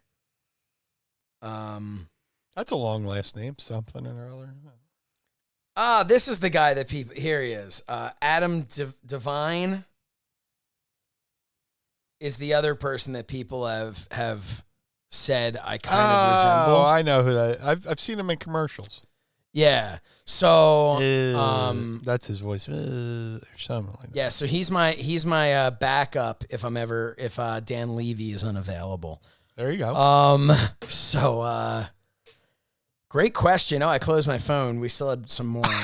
Let's do a couple more here. Do we have any from the Patreon? Vanessa's getting her dad's third cousin to direct. There you go. And let's see. Third cousin, twice removed. Yep. Travis wants to know, dude, I can't see. This is so small and far away. Travis wants to know, what's your favorite beer and what makes a great beer? Dude, it's well, for the longest time, my favorite beer has been Yingling. But I'm pretty partial to Pabst Blue Ribbon, no pun intended. Yeah, it just depends, man. There's something about drinking a nice cold beer that when you're done drinking it, you just go, yeah. I mean, my feeling with beer for the most part is like, I don't know if I want to buy it because I could just urinate into a cup and then let that get cold. No, I'm not a beer fan. Yeah. So I have no business judging. But I have had some good beers. There's some good beers, but I'm a like a hard cider guy, or like the Not Your Father's root beer was so freaking good. There was a period of time where I was like, man, I drink so much Yingling, you could just rebottle it. Come right out. You can run the hose from the urinal right back to the fucking tap. I have a buddy who lives out west. He's been out there for over a decade now, and he is like, when he comes home, it's just Yingling. Like that's the first thing he'll order at the bar, just because, not because it's his favorite, but because it's home. Yeah, dude, when I went to England, I went to Newcastle, England. I was like, give me the local beer, and they gave me a Newcastle brown ale. So anytime I get people who come to Philly, what's the local beer? Here, have some Yingling. And before Yingling started branching out, we were going back to Connecticut to see Mrs. Meanie's family. The family would be like, hey, here's $20. Can you bring us a case of Yingling? I felt like a bootleg or a drug runner, Yeah, right. Had a trunk full of Yingling. I was talking about. What's that? I heard you. I was telling. Okay. Hold on. Mrs. Meanie. I just want you to tell everybody what Steven Regal said to you when he gave you your first Guinness. Oh. And this is why we have Mrs. Meanie. It's one of my favorite lines in the whole world. That's like an old school Mrs. Meanie run-in. Yeah. Oh, like that's play it. Mind of the Meanie, Mrs. Meanie round and Tracy Roots got something to say. Hey, hey, hey. I got my jammies on. I'm not really decent, so I'm trying not to get on Scram you. Dude, the first time I ever had a Guinness, it was purchased for me by Lord Steven Regal. They were having a pay-per-view in Baltimore. I went down just to hang out, see a couple of the guys I knew. And we're at the bar, and it's like me, Malenko, Guerrero, not Guerrero, Regal sitting at the bar. I see him drinking a Guinness. I was like, what is that? That looks like chocolate. What is that? Oh, it's a Guinness. Wow, that looks good. He goes, tells the bartender, get my friend a Guinness. I was like, oh, thank you. He goes, it'll put hair on your chest. Blue ones. Yeah. So, if you ever heard Regal talk, he goes, it'll put hair on your chest. Blue ones. Wait, and it's like, that looks like chocolate. Hold on. There you go.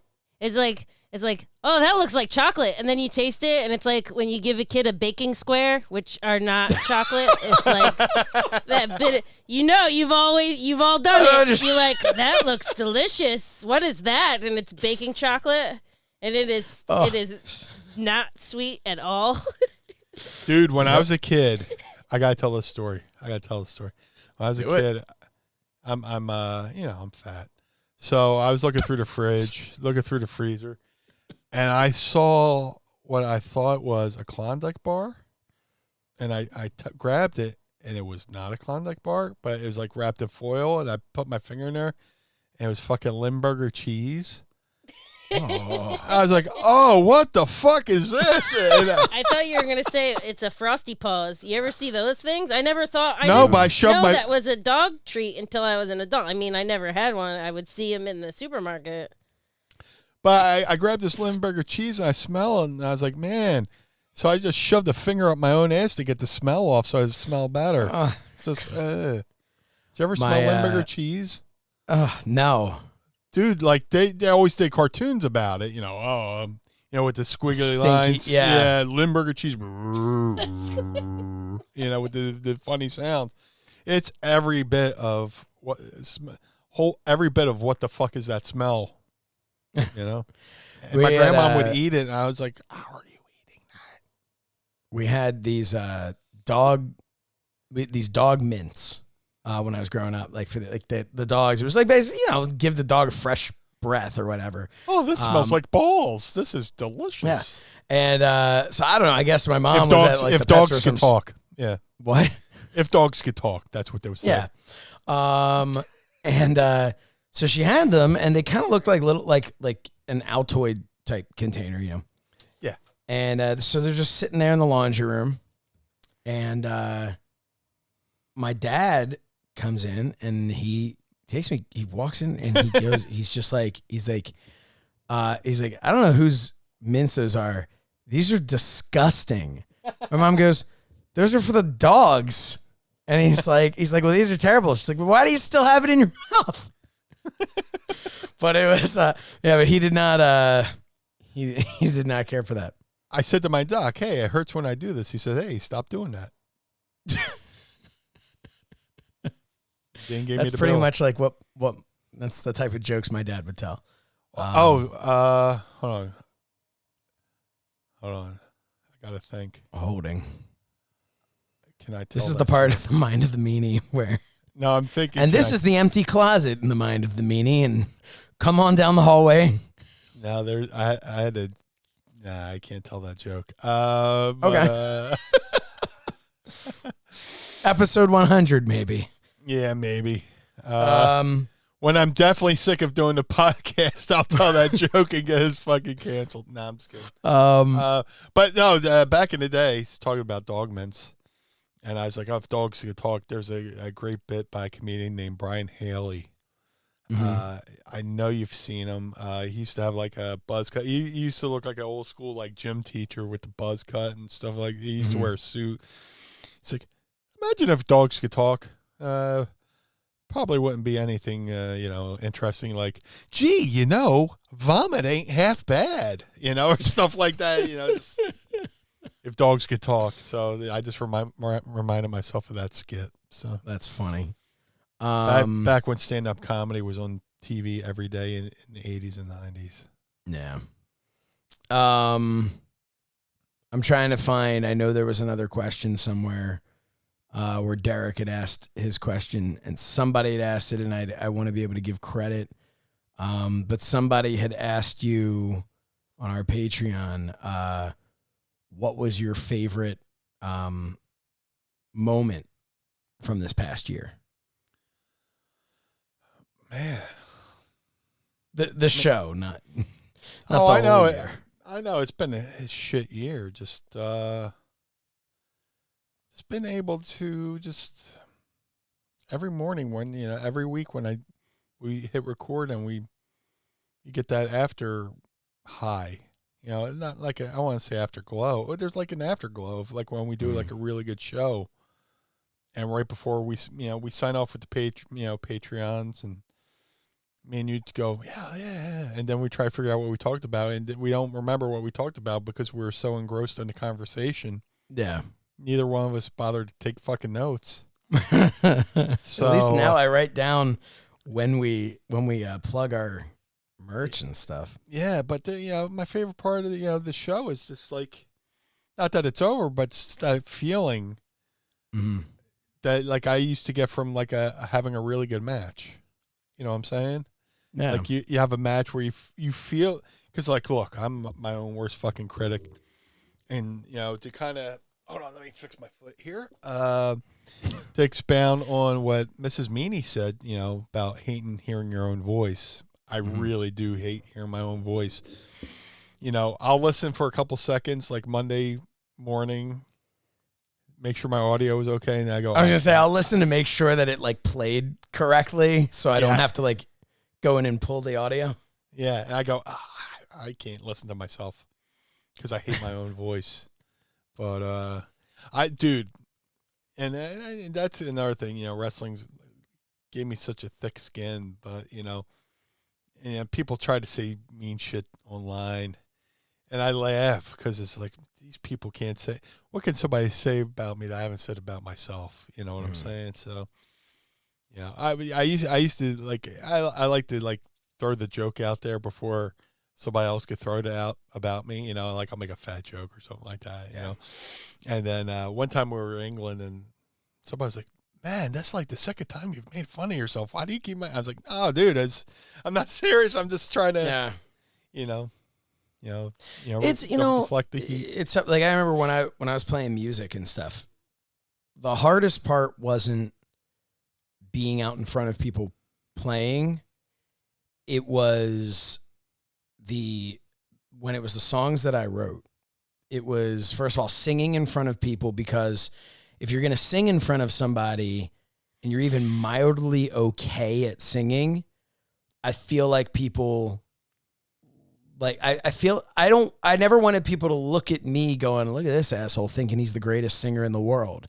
Right. And so I want to like come out there and be like, hey, like I can carry a tune, but I'm not, I want to like start each set by going like, I don't think I'm that good. Please don't judge too, And then when it's songs I've written, for me, when I would write songs, it was basically like some people would sit there and they'd write a poem, or they'd write in a journal, or they'd do something like that.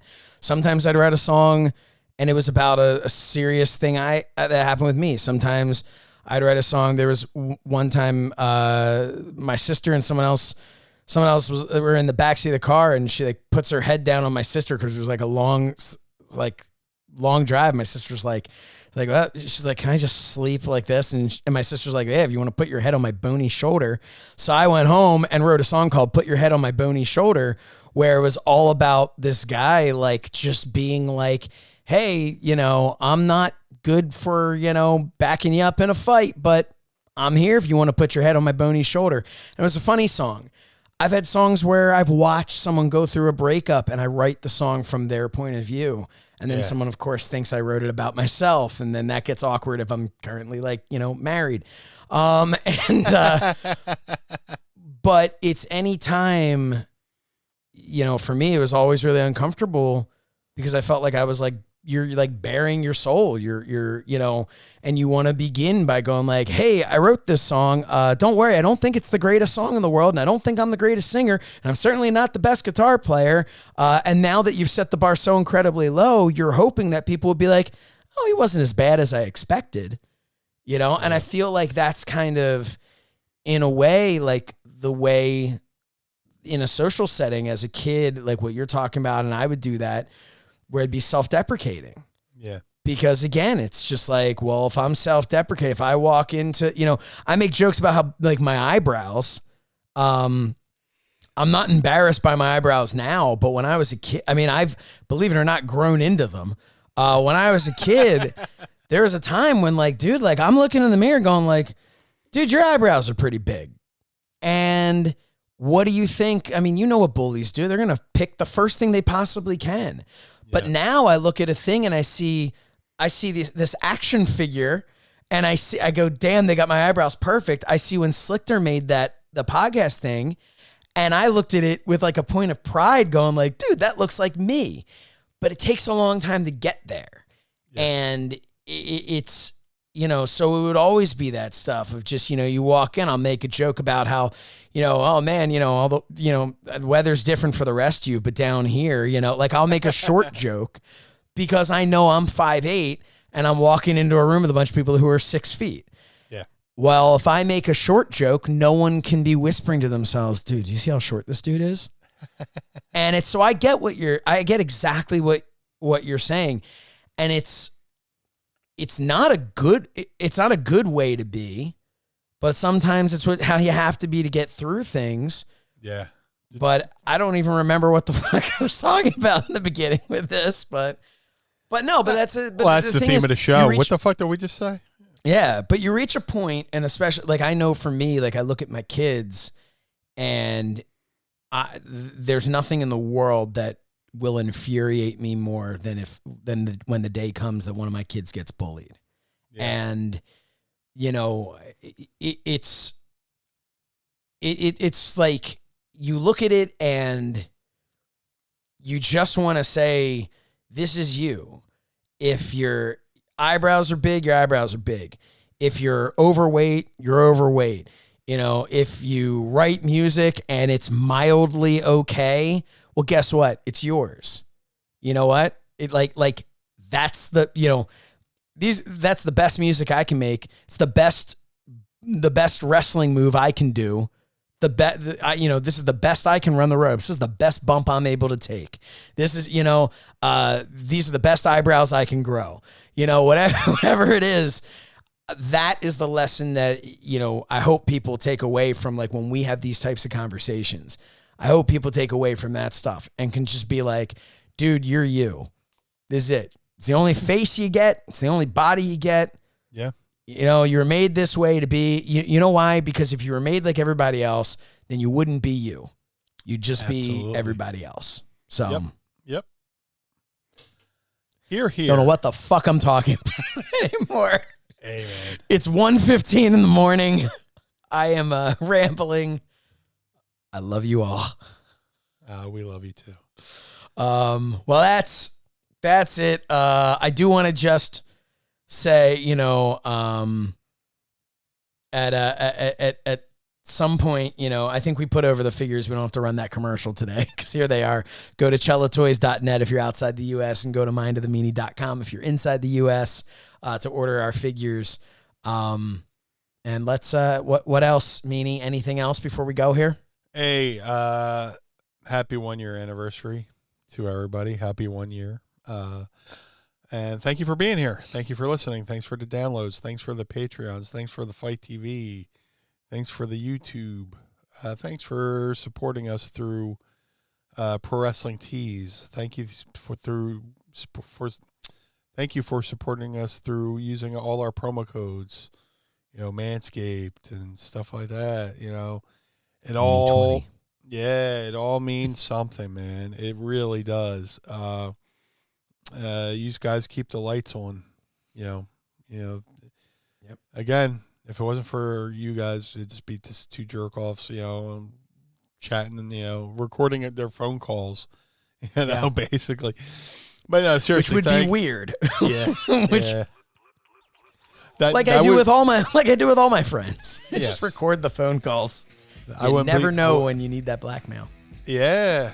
But yeah, thank you all. It's been a crazy year, and I look forward and hope for the opportunity to have many more years. Like I said, I'm in this for the long haul. So hopefully we entertain you. Hopefully we are your companion piece.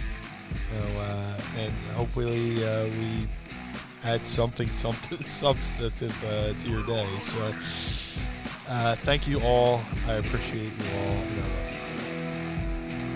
I second that, and I hope that we are doing this long enough so that my beard can grow as long as yours and as grows. So